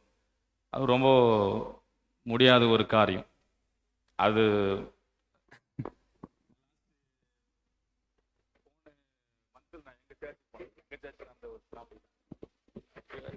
டக்குன்னு நீங்க பண்ணுங்க, ஏன்னா அங்க வந்து இப்படிதான் பேர் வாசிப்பாங்க, பேர் வாசித்தா ஃபுல்லா இருக்கு. அப்புறம் எல்லாரும் பேரையும் சொல்லி சொல்லி வாசி அப்பயே த்ரோட் ரொம்ப ஒரு மாதிரி இருக்குமா பிடிச்சிச்சு. நிறைய ரொம்ப ஸ்பெஷல் சண்டே வச்சிருந்தாங்க. அதனால வந்து எல்லா பேரையும் அங்க சொல்ல வேண்டிய ஒரு கட்டாயம். இது வந்து அங்கல்ல, எல்லா சர்ச்லயுமே இது ரொம்ப பெரும்பான்மையான சர்ச்சில் வந்து இந்த ப்ராக்டிஸ் இருக்கு. நான் முடிச்சுட்டு அப்புறம் அவங்களுக்கு சொன்னேன், இது மாதிரிலாம் பண்ணாது, எங்க சர்ச்லாம் நாங்கெல்லாம் அப்படிலாம் பண்றதில்ல, நீங்களும் வேணா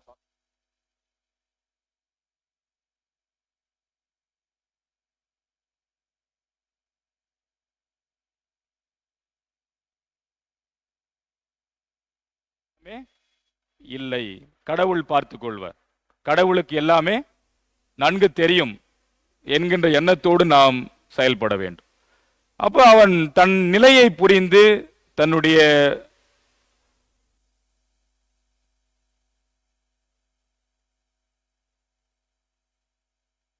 என்னை மிகுதியாக தாழ்த்தி கொண்டு பாவியாகிய என் மீது கிருபையாயிரும், இரக்கமாயிரும் என்று வேண்டிக் கொள்கிறார்.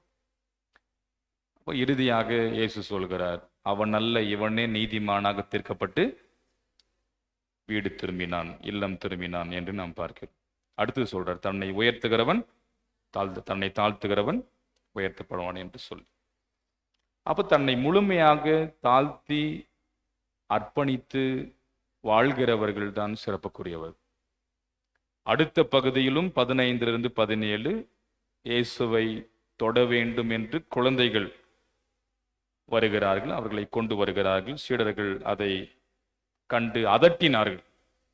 ஆனால் இயேசு அக்குழந்தைகளை அழைத்தார், அவர்களை தம்மண்டை வரச் செய்தார், தடை பண்ணாதிருங்கள் என்று சொன்னார். அவர்களை ஏற்று அவர்கள் மீது கைகளை வைத்து அவர்களை ஆசீர்வதித்தார் என்று மார்க்கு நற்செய்தி நூலில் சொல்லப்பட்டிருக்கும். இங்கே இயேசு அவர்களை, சிறு பிள்ளைகளை அழைத்து கொண்டு அங்கே சொல்லுகிற வார்த்தை, கடவுள் ராஜ்யம் இப்படிப்பட்டவர்களுக்கு உரியது. இவர்களை ஏற்றுக்கொள்கிறவர்கள் எவனும் அதிலே பிரவேசியாமல் போவதே கிடையாது. இவர்களை ஏற்றுக்கொள்ளாமல் போனால் உங்களால் நிச்சயம் பிரவேசிக்கக்கூடிய ஒரு நிலை ஏற்படும். சிறு பிள்ளைகளை அணைத்து அவர்களை ஏற்று அப்படிப்பட்டவர்களை ஏற்றுக்கொள்ள வேண்டும். அவர்களே பரலோக ராஜ்யத்திற்கு சொந்தக்காரர்கள், உரியவர்கள் என்று மெய்யாகவே உங்களுக்கு சொல்லுகிறேன் என்று சொல்லுகிறார். அந்த மனநிலையும் நமக்கு வேணும். சிறு பிள்ளைகள் என்று சொல்லும்போது சின்ன பிள்ளைங்க அப்படின்னு மாத்திரம் கிடையாது, அதை வைத்து இயேசு பேசுகிறார். அப்படிப்பட்டவர்கள் இருக்கிறார்கள் இல்லையா? சிறு பிள்ளைகளினுடைய நிலை நமக்கு தெரியும். அவர்கள் ரொம்ப ஆற்றல் படைத்தவர்களா? அப்படி கிடையாது. அப்படி ஆற்றல் படைக்க முடியாதவர்களும் சமூகத்துல இருக்கிறார்கள். அப்படிப்பட்டவர்களை ஏற்றுக்கொள்ளுதல் உங்களுக்கு எங்க கொண்டு போகும்? பரலோக ராஜ்யத்திற்கு உங்களை அழைத்து கொண்டு போகும். அந்த ஒரு மனநிலை நமக்கு வேண்டும், ஏற்றுக்கொள்ளுகிற மனநிலை. அதட்டி தடுக்கிறார்கள், இயேசுவனிடத்திலே அழைத்து கொண்டு போக வேண்டாம் என்று. இயேசு அன்போடு அவர்களை ஏற்றுக்கொள்கிறார், அக்செப்ட் பண்ணுகிறார். அந்த பிள்ளைகள் வருவதை, அவர்களை அவரிடத்திலே வந்து அவரை தொட வேண்டும் என்று வரும்போது அதை ஏற்றுக்கொள்கிற ஆண்டவர் அவர். அப்ப இப்படிப்பட்ட ஒரு நிலை, சுபாவம், மனநிலை தான் நம்முடைய வாழ்க்கையில இறைவன் எதிர்பார்க்கிறார். ஆனால் நம்முடைய சிந்தனை பகுதியில காயின் ஒருபோதும் அப்படி செய்யவே இல்லை. அந்த ஏற்றுக்கொள்கிற மனது அவனுக்கு இல்லை. சரி, கடவுள் சகோதரன் காணிக்கையை தானே ஏத்துக்கினாரு, சரி என்ன தவறு பண்ணிட்டுன்னு தெரியல, அதை திருத்திக்கலாம், மாத்திக்கலாம். கண்டிப்பா மீண்டும் கடவுளிடத்துல போய் நம் காணிக்கைகளை படைக்கும் போது கடவுள் கண்டிப்பா அடுத்த முறை ஏத்துக்கிற அளவிற்கு நான் என்ன பண்றேன், என்னை மாத்திக்கிறேன், ஏதோ ஒரு சின்ன தவறு என்கின்ற மனது இல்லை. கடவுள் அங்கே நிராகரித்தார் என்ற உடனே அவன் அதை ஒரு பெரிய நிலைக்கு நேராக அடைத்து சென்று அவன் பாவத்திற்கு தன்னை உட்படுத்தி கொண்டான் என்று நாம் பார்க்கிறோம்.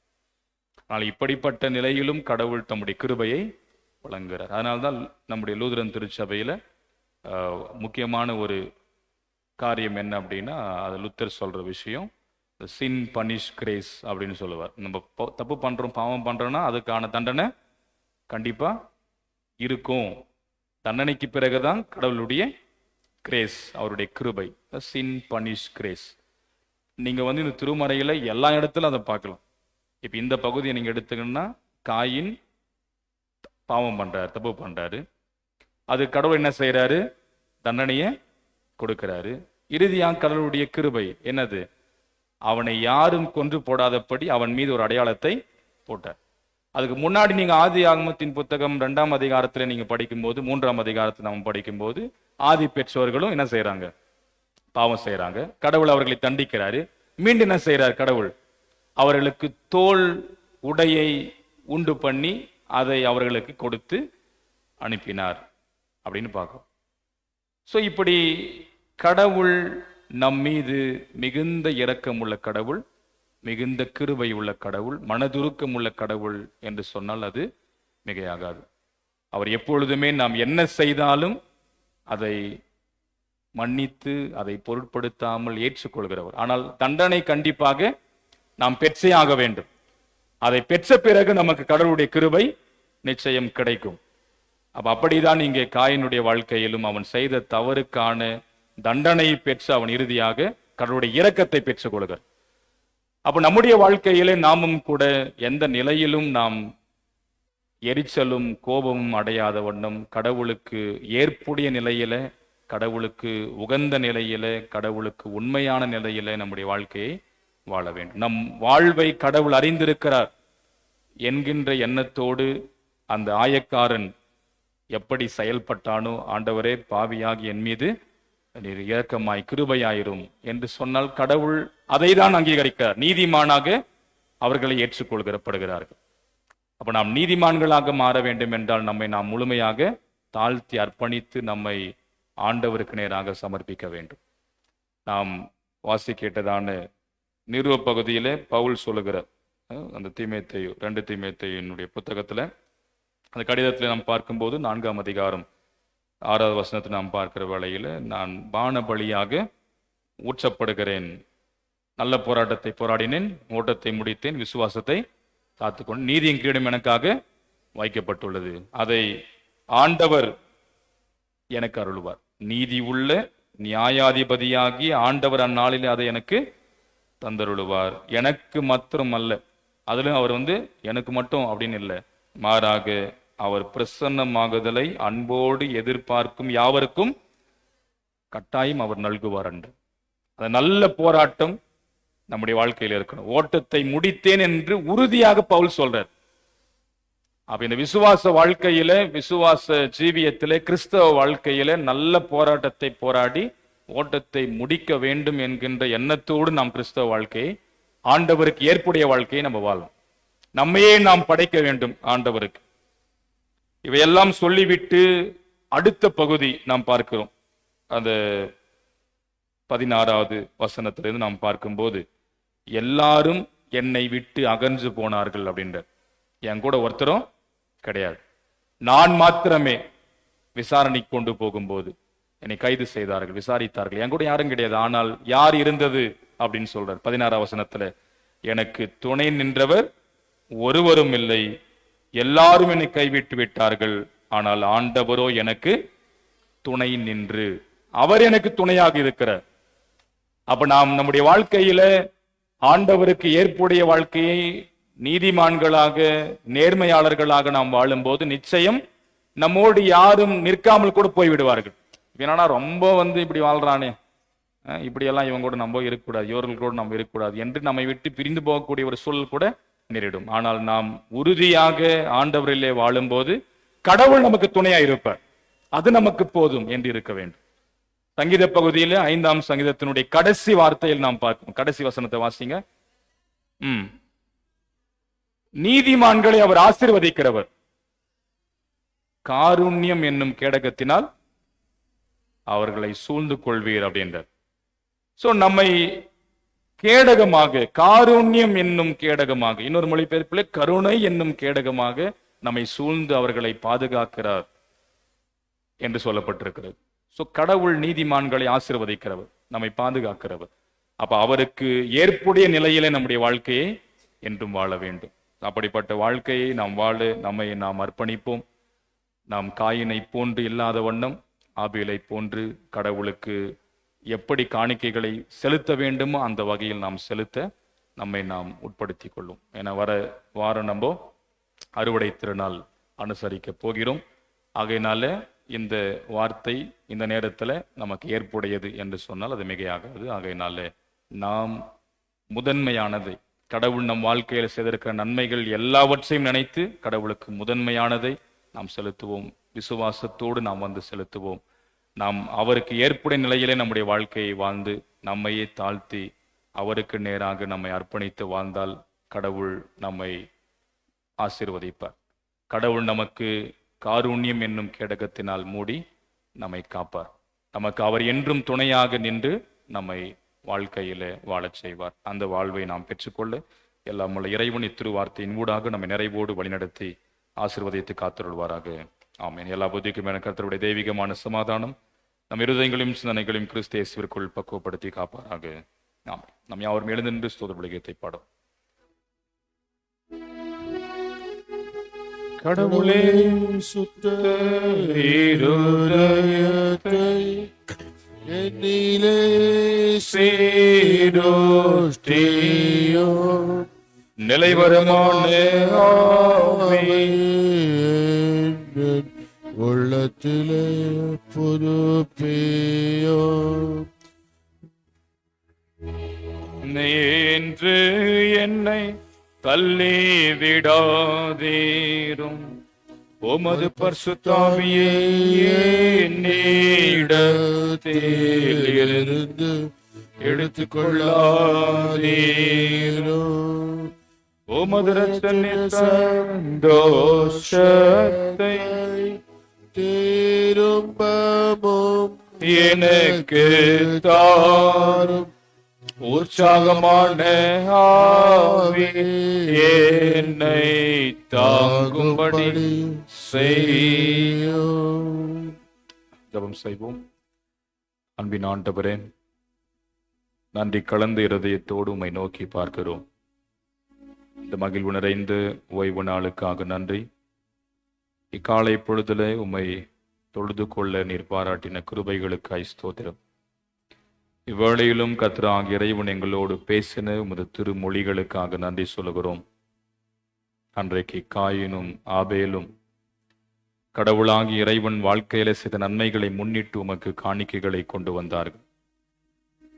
இவன் சிலவற்றை அற்பமாக பெரிய விஷயமாய் அதை எடுத்துக்கொள்ளாத நிலையில கடவுளுக்கு காணிக்கையை கொடுத்தான்.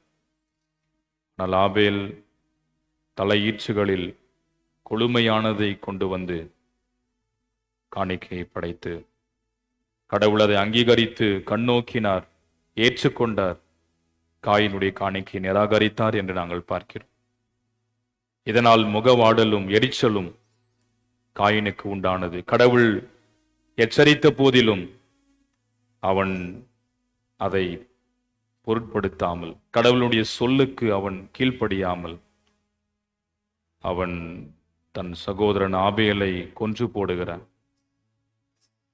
ஏன் இப்படி செய்தாய், எங்கே உன் சகோதரன் என்று கேட்ட போதிலும் தெரியாது என்று அவன் பொய் சொல்லுகிறான். கடவுள் தண்டிக்கிறார், ஆனால் என்னால் தாங்க முடியவில்லை என்று சொல்லி என்னை யாராவது கொன்று விடுவார்களோ என்கிற பயம் அவனுக்குள் வந்ததாக பார்க்கிறோம். ஒரு சிறிய எரிச்சல், முகவாடல், கோபம் பெரிய பாவத்தை செய்ய வழிவகுக்கும் என்பதை நாங்கள் புரிந்து கொள்கிறோம். கடவுள் நாங்கள் செய்கிற பாவங்களுக்கு தண்டனையை தந்து இறுதியாகவே தம் கிருபையையும் இரக்கத்தையும் கொடுக்கிறவராயிருக்கிறேன்.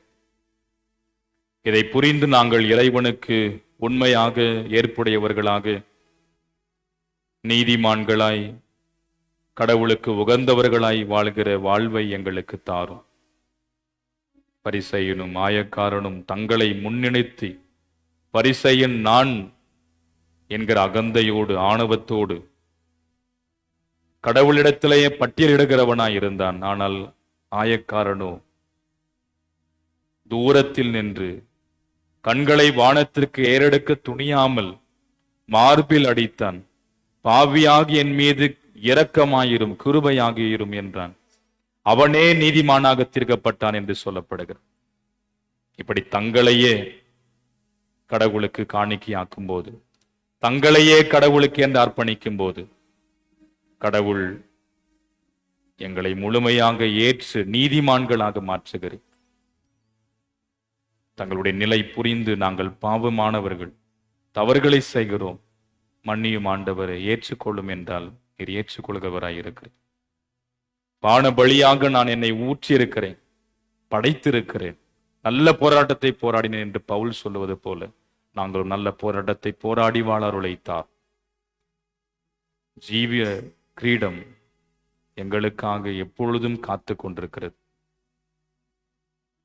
எல்லாரும் இப்படிப்பட்ட ஒரு வாழ்க்கையை வாழ்ந்தால் எங்களை விட்டு ஓடி போவார்கள், துணை நிற்க மாட்டார்கள். கடவுள் துணையாக இருக்கிறீர், நீதிமானை ஆசீர்வதிக்கிறீர், காருண்யம் என்னும் கேடகத்தினாலே மூடி காக்கிறீர். இந்த வாழ்வு எங்களுக்கு போதும் என்கின்ற நிலை, என்கின்ற சிந்தனை எங்கள் அனைவருக்கும் இறைவன் தார். கர்த்தராகிய இறைவன் இந்த வார்த்தைகளினாலே எங்கள் அனைவரையும் ஆசீர்வதியும். அன்பின் ஆண்டவரே, இந்த நேரத்திலும் எங்களுடைய தூய ஜேம்ஸ் லூதரன் நூற்றாண்டு திருச்சபைக்காக உமக்கு நன்றி சொல்லுகிறோம்.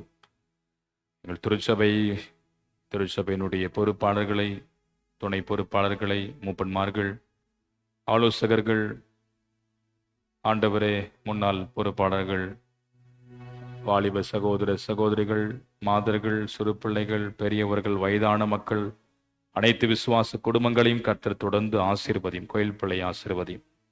வழிபாட்டிலே பங்கெடுத்திருக்கிறவர்களை ஆசீர்வதியும். எல்லாருடைய ஜெபங்களையும் கர்த்தர் தயவோடு செவி சாய்த்துக் கொள்ளும். இவ்வழிபாட்டை தவறவிட்டவர்களும் வரக்கூடிய நாட்களை தவறாமல் பங்கெடுக்க, உம்மை ஆராதிக்க நீர் தருகிற ஆசீர்வாதங்களை பெற்றுக்கொள்ள கர்த்தராகிய இறைவன் தாமே அருள் புரிவீராக.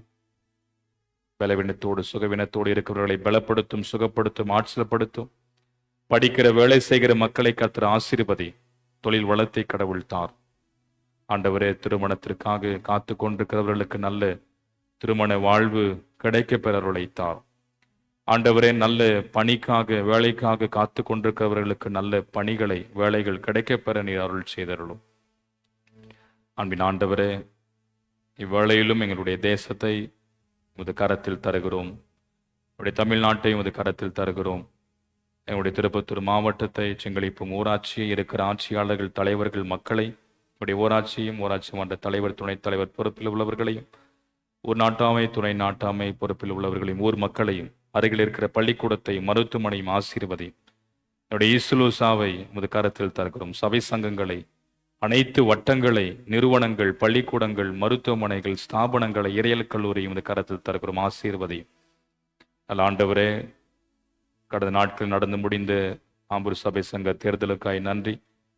ஆண்டவராகிய இறைவன் உமது திரு சித்தத்தின்படி ஆண்டவரே, இந்த சபை சங்கத்தை வழிநடத்தக்கூடியவர்களை நீர் தெரிவு செய்திருக்கிறீர். ஆண்டவரே, மிக நேர்த்தியான முறையிலே வருகின்ற இந்த 3 ஆண்டுகள் விருப்பப்படி, உமது சித்தப்படி ஆண்டவரே, இச்சபை சங்கத்தை அவர்கள் நடத்தக்கூடிய அனைத்து ஆலோசனைகளையும் நீர் நல்க வேண்டும் என்று சொல்லி நாங்கள் வேண்டிக் கொள்கிறோம்.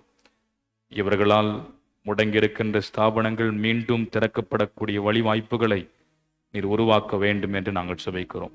வருகிற நாளிலும் ஆண்டவரே, புதன்கிழமை நடைபெற போகின்ற ஈசுலூசாவினுடைய தேர்தலுக்காக நன்றி. அத்தேர்தலையும் அது கரத்தில் தருகிறோம். கர்த்தராகிய இறைவன் தாமே நல்ல நிர்வாகத்தை நீர் அமைக்க வேண்டும் என்று நாங்கள் தாழ்மையோடு வேண்டிக் கொள்கிறோம். அந்த கிருபை எங்கள் அனைவரோடு நிறைந்திருக்கட்டும். இந்த வார நாட்களில் நடைபெற போகின்ற திருச்சபையின் ஊழியங்களை கர்த்தர் ஆசீர்வதியும். குறிப்பாக வருகின்ற 31ஆம் தேதி ஆண்டவரே, எங்களுடைய சீர்திருத்தல் நாளை, அந்த பெருவிழாவை நாங்கள் அனுசரிக்க இருக்கிறோம். அதற்கான ஆயத்தங்களை மேற்கொள்ளும் போது கர்த்தர் எல்லாவற்றையும் எங்களுக்கு வாய்க்கப்பெற செய்தருளும். இந்த வார நாட்களிலும் பிறந்த நாள், திருமண நாள், விசேஷ நாட்களை காணப்போகிற மக்களை ஆசீர்வதித்து புதிய ஆண்டு வளமாய் ஆசீர்வாதமாய் இருக்க வேண்டும் என்று நாங்கள் செபிக்கிறோம். வழிபாட்டிலும் ஆண்டவரே, உமது ஆலயத்தையும் உமது திருப்பீடத்தையும் ஆயத்தம் செய்து வண்ண பூக்களினாலே அலங்கரித்து தம்முடைய மக்களை கர்த்தர் ஆசீர்வதியும். இசைக்கருவிகளின் ஊடாகும் இந்த நாமத்தை உயர்த்தினவர்களை ஆசீர்வதியும். ஆண்டவரே, சமூக ஊடகத்தின் வழியாக அநேக மக்கள் இவ்வழிபாட்டிலே பங்கெடுக்க ஆண்டவரே, அதற்கான ஆயத்தங்களை செய்து இதை நடத்தி கொண்டிருக்கிற அன்புக்குரிய வாலிபர்களையும் கர்த்தர் நீர் ஆசீர்வதி. ஆண்டவரே, திருமறை பகுதியை நடத்தி கொடுத்தவரையும், தொடர்ந்து ஆண்டவரே இவ்வழிபாட்டிலும் காணிக்கைகளை சேகரிக்கப் போகிறவர்களையும், அறிவிப்பு கொடுக்கிற எல்லாரையும், தம் மக்கள் ஒவ்வொருவரையும் பாடல்களை பாடி இந்த நாமத்தை உயர்த்தவர்களையும் கர்த்தர் நீர் ஆசீர்வதிப்பீராக. கிருபையினாலே அனைவரையும் இடைக்கட்டி காத்து கொள்ள வேண்டும் என்று சொல்லி நாங்கள் வேண்டிக் கொள்கிறோம். மீண்டும் ஆகுவது சன்னிதானத்திலே நாங்கள் இணைந்து வருகை தருகிற வரையிலும் கர்த்தராகிய இறைவன் எங்களை பாதுகாப்பாக கரம் பிடித்து நடத்தியர்களும். நல்ல மழையை கடவுளாகிய இறைவன் கடந்த நாட்களாக கொடுத்து கொண்டு வருகிறேன். உமக்கு நன்றி. இதனால் எங்களுக்கு எந்த பாதிப்புகள் நேரிடாத வண்ணம் எங்களுக்கு இவைகள் ஆசீர்வாதமாகவே அமைய வேண்டும் என்று நாங்கள் செபிக்கிறோம். வருகிற ஞாயிற்றுக்கிழமை ஆண்டவரே, நாங்கள் அறுவடை திருநாளை உமக்கு நன்றி செலுத்தும் வழிபாடாக நாங்கள் அதை வைத்திருக்கும் போது அந்த வழிபாட்டிற்குரிய ஆயத்தங்களையும் நாங்கள் மேற்கொள்கிற வேளையில் கர்த்தர் அதை எங்களுக்கு சிறப்பாக நீர் முடிக்க செய்ய வேண்டும் என்று நாங்கள் வேண்டிக் கொள்கிறோம். எங்களை தாழ்த்துகிறோம். எங்கள் வழியாகுவது நாமம் ஒன்றே மகிமையும் ஆட்சிமையும் அடையட்டும். ஆண்டவர் இயேசுவின் வழியை வேண்டிக் கொள்கிறோம். எங்கள் அன்பின் பரலோக பிதாவே, பரமருக்கு எங்கள் பிதாவே, நாமும் பரிசுத்தப்படுவதாக, ராஜ்யம் வருவதாக, சித்தம் பரமட செய்து போல பூமியிலையும் செய்யப்படுவதாக. உடைய ஆகாரத்தை இன்று எங்களுக்கு தாரும். எங்களை சூழலிட்டு நாம் தீமை ரசித்துக் கொள்ளும். ராஜ்யம் மல்லை மகிமையும் என்று சுவாமி. ஆமென். நாம் அமர்ந்து வழிபாட்டிற்கு நிறைவு பாடலாகவும் காணிக்கை பாடலாகவும் 310வது கீர்த்தனை பாடலை இணைந்து பாடும் குணப்படுப்பாவை தேவ கோபம் அருமை என்கிற பாடல். 310வது கீர்த்தனை பாடலை பாடலின் பொழுது நம்முடைய காணிக்கைகளை கர்த்தருக்கு என்று எடுப்போம்.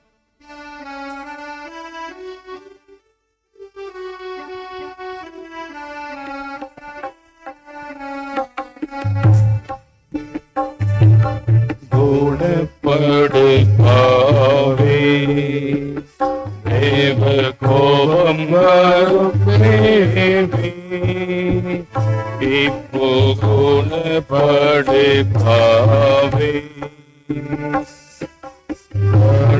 பொழுதில் காயம் மறைந்து பொழுதினில் காலமேறுகையில் சேலமதாக நீ குணப்படுப்பாவே தேவ கோபம் வரும் மேவே இப்போ குணப்படுப்பாவே.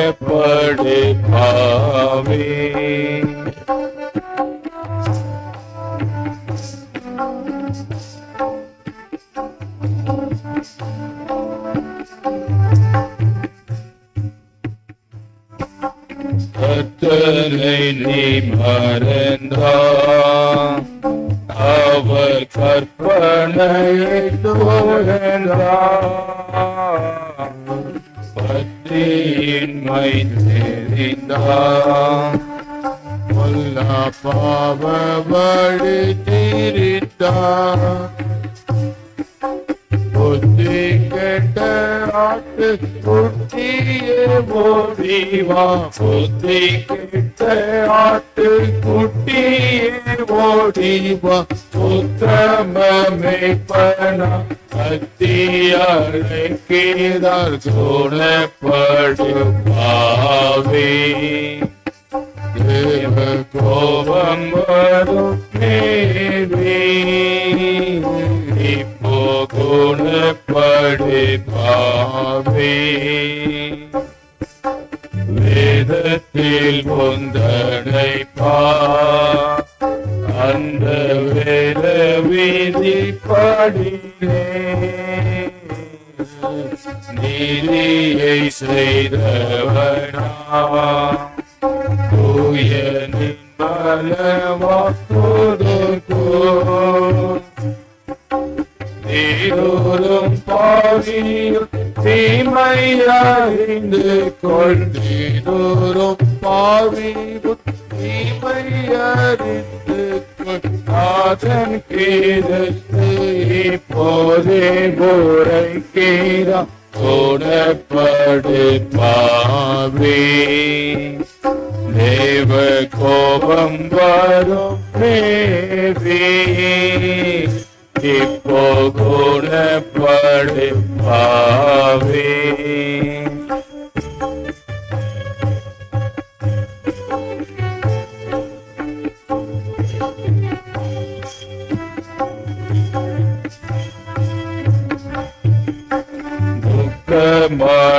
துக்கமடையாயோ பாவி துயரமாகாயோ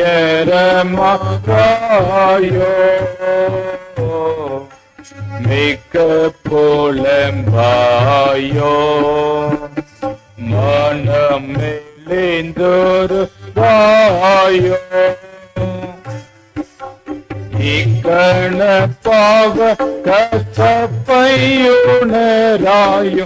இக்கண பாவ கசப்பையுணராயோ தக்க ஆறுமாறு பக்கம் தொடராயோ குணப்படுப்பாவே தேவ கோபம் வரும் மேவே குணப்படுப்பாவே. தாவீதரசனை போ தன்னை தாழ்த்தும் மனசேயை போ பாவி மனுஷியை போ மனம் பதைத்த பேதரு போ தேவனுக்கேற்காத தீமை செய்தேன் என்று தேவனுக்கேற்காத தீமை செய்தேன் பூவி புலம்புன ஆவியின் சொற்படி போலப்படுவாவே தேவ கோபம் வரும் மேவி இப்போ குணப்படுவாவே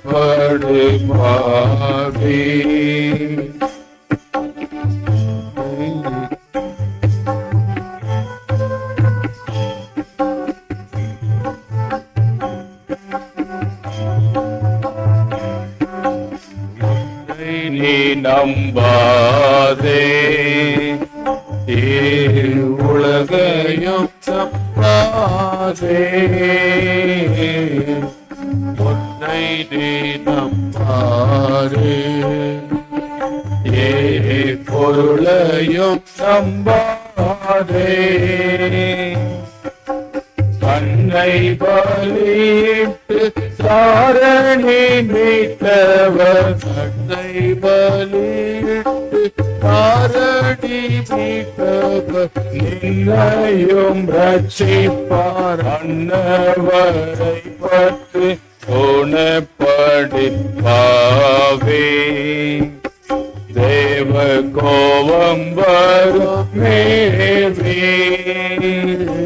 இப்போ குணப்படுப்பாவே.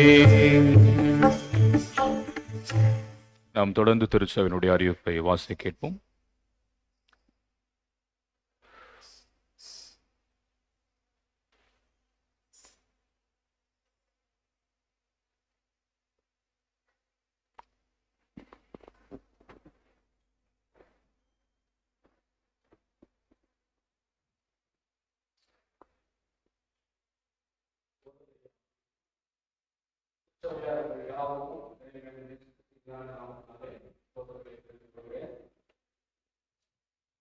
கடந்த வாரத்திலே திருச்சபையினுடைய ஆலோசனை நடைபெற்றது.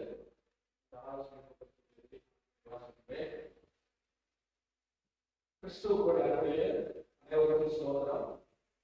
இன்று 19/10/2025 ஞாயிற்றுக்கிழமை ஆராதனை முடிவுக்கு பிறகு சீர்திருத்தல் ஆராதனை மற்றும் அறுவடை திருநாள் ஆராதனை ஆலோசனை பண்ணிவிட்டோம்.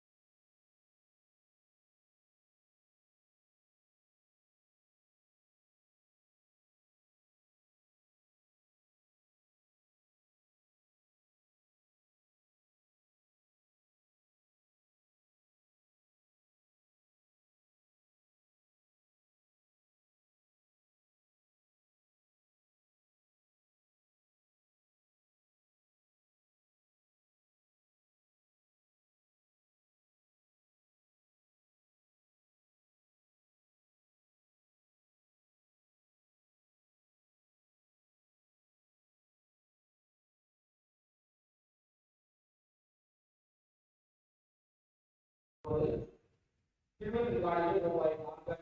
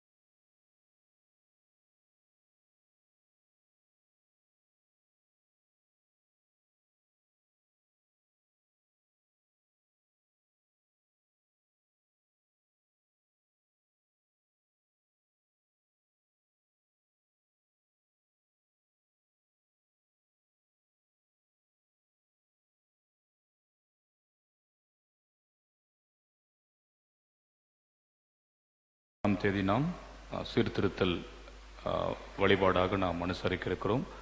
ஸோ லுத்தருடைய பிறப்பு முதல் இறப்பு வரை ஒரு 8 பகுதிகளாக இருக்கிறது. அது நமக்கு நன்கு தெரியும்.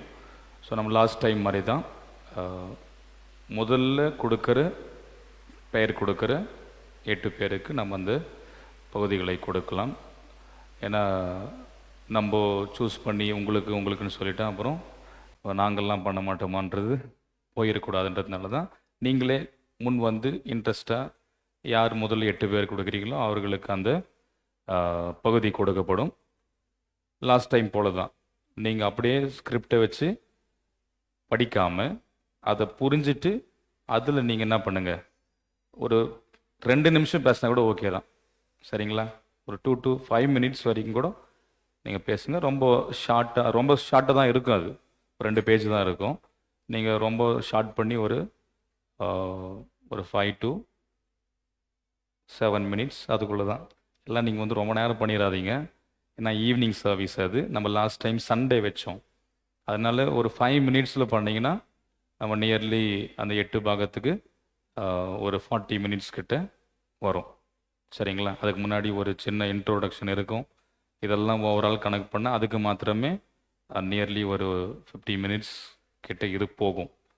அதனால் அதை புரிஞ்சுட்டு அது ஈவினிங் சர்வீஸ் இருக்கிறதுனால நீங்கள் அதை கிறிஸ்பியாக வந்து ஒரு 5 minutes நீங்கள் அதை சொல்லுங்கள்.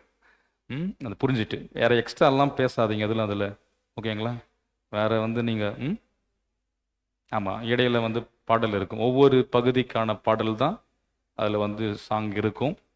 லாஸ்ட் டைம் மாதிரி நீங்கள் என்ன பண்ணுங்கள், ஒவ்வொரு கமிட்டிஸ் இருக்கு இல்லையா, மாதர்கள், வாலிபர்கள், இளமகளிர், அதனால் நீங்கள் என்ன பண்ணுங்கள், டீமாக ஒரு பாட்டு பாடுங்க.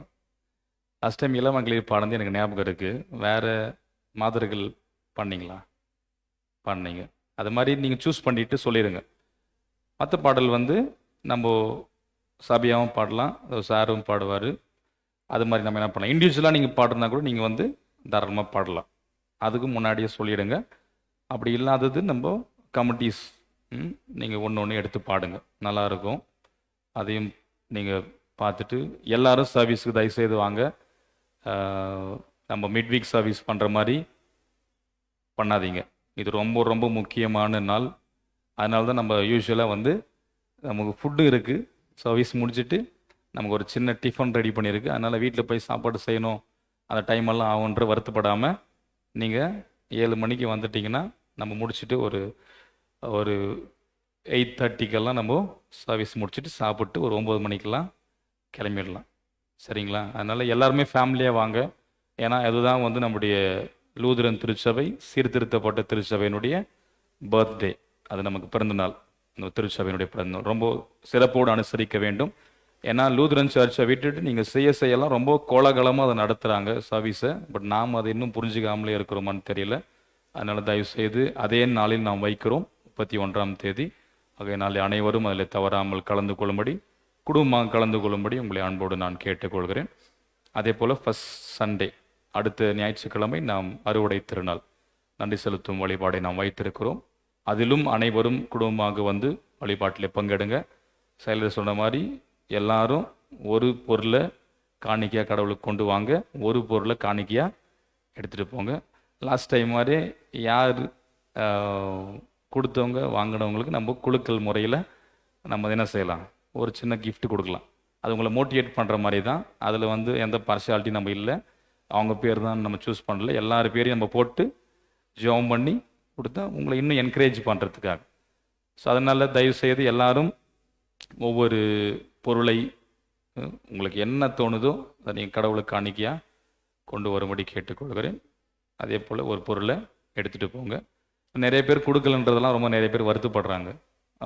ஏலக்காணிக்கு எடுத்துகிட்டு போனோம், கொடுக்காமலே இருக்கிறாங்க, வருஷ கணக்கில் அப்படி இருக்குது. அப்படி இருந்தால் தயவுசெய்து கொடுத்துருங்க. அதுவும் நிறைய வருத்தங்கள் இருக்குது நிறைய பேர்கிட்ட. அதையும் நீங்கள் பார்த்துக்குங்க. இதெல்லாத்தையும் பார்த்துட்டு எல்லாரும் இணைந்து இந்த வழிபாட்டுக்காக ஆயத்தங்களை மேற்கொள்ளும்படி உங்களை அன்போடு நான் கேட்டுக்கொள்கிறேன். ஸோ வருகிற புதன்கிழமை நம்முடைய ஈஸ்வருசாவினுடைய தேர்தல் இருக்குது. அதுக்காகவும் நீங்கள் தனிப்பட்ட முறையில் ஜெபம் பண்ணிக்கங்க. நாம் இறுதியாக ஜெபித்து இறை ஆசிரோடு இந்த வழிபாட்டை நிறைவு செய்வோம். ஜெபம் செய்வோம்.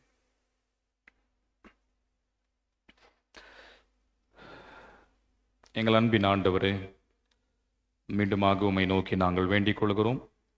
இவ்வேளையிலும் இந்த சிறப்பான வழிபாடு முழுமையாக கர்த்தராகிய இறைவன் உமது பிரசன்னத்தை எங்கள் மத்தியிலே வைத்தமைக்காக உமக்கு நன்றி சொல்லுகிறோம்.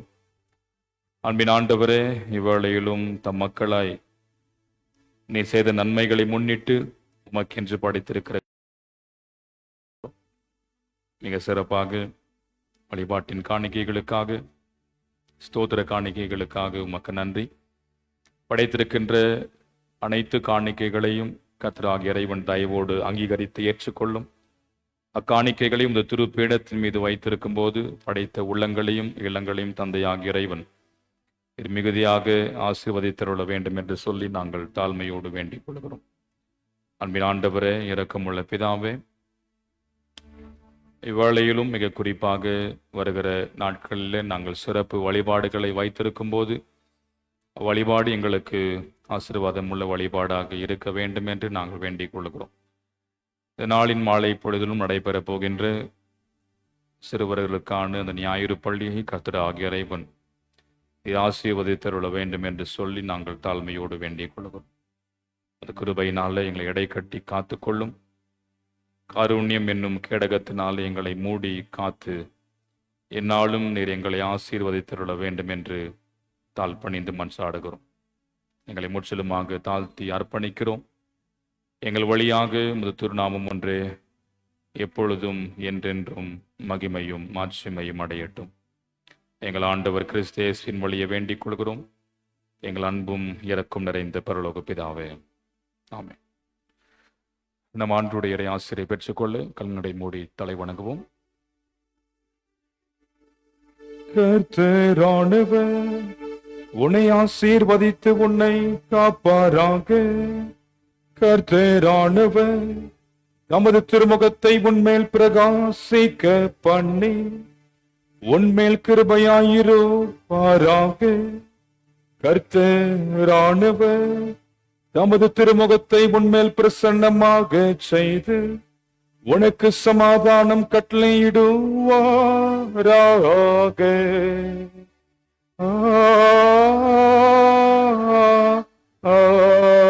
ஆமென். தெய்வ ஆசீர்வாதத்தோடு அடியாரை அனுப்பும் வார்த்தையேனும்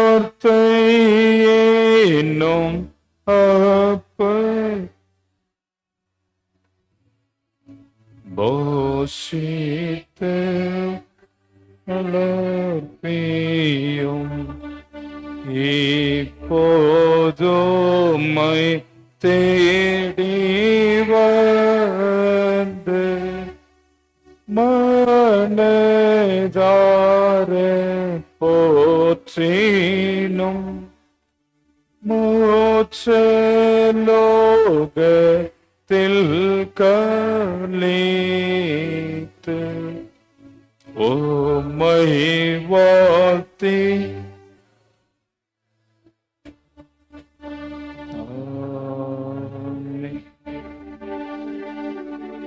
என் ஆத்துமாவே கர்த்தரை ஸ்தோத்திரி, என்னுடைய பரிசுத்த நாமத்தை ஸ்தோத்திரி.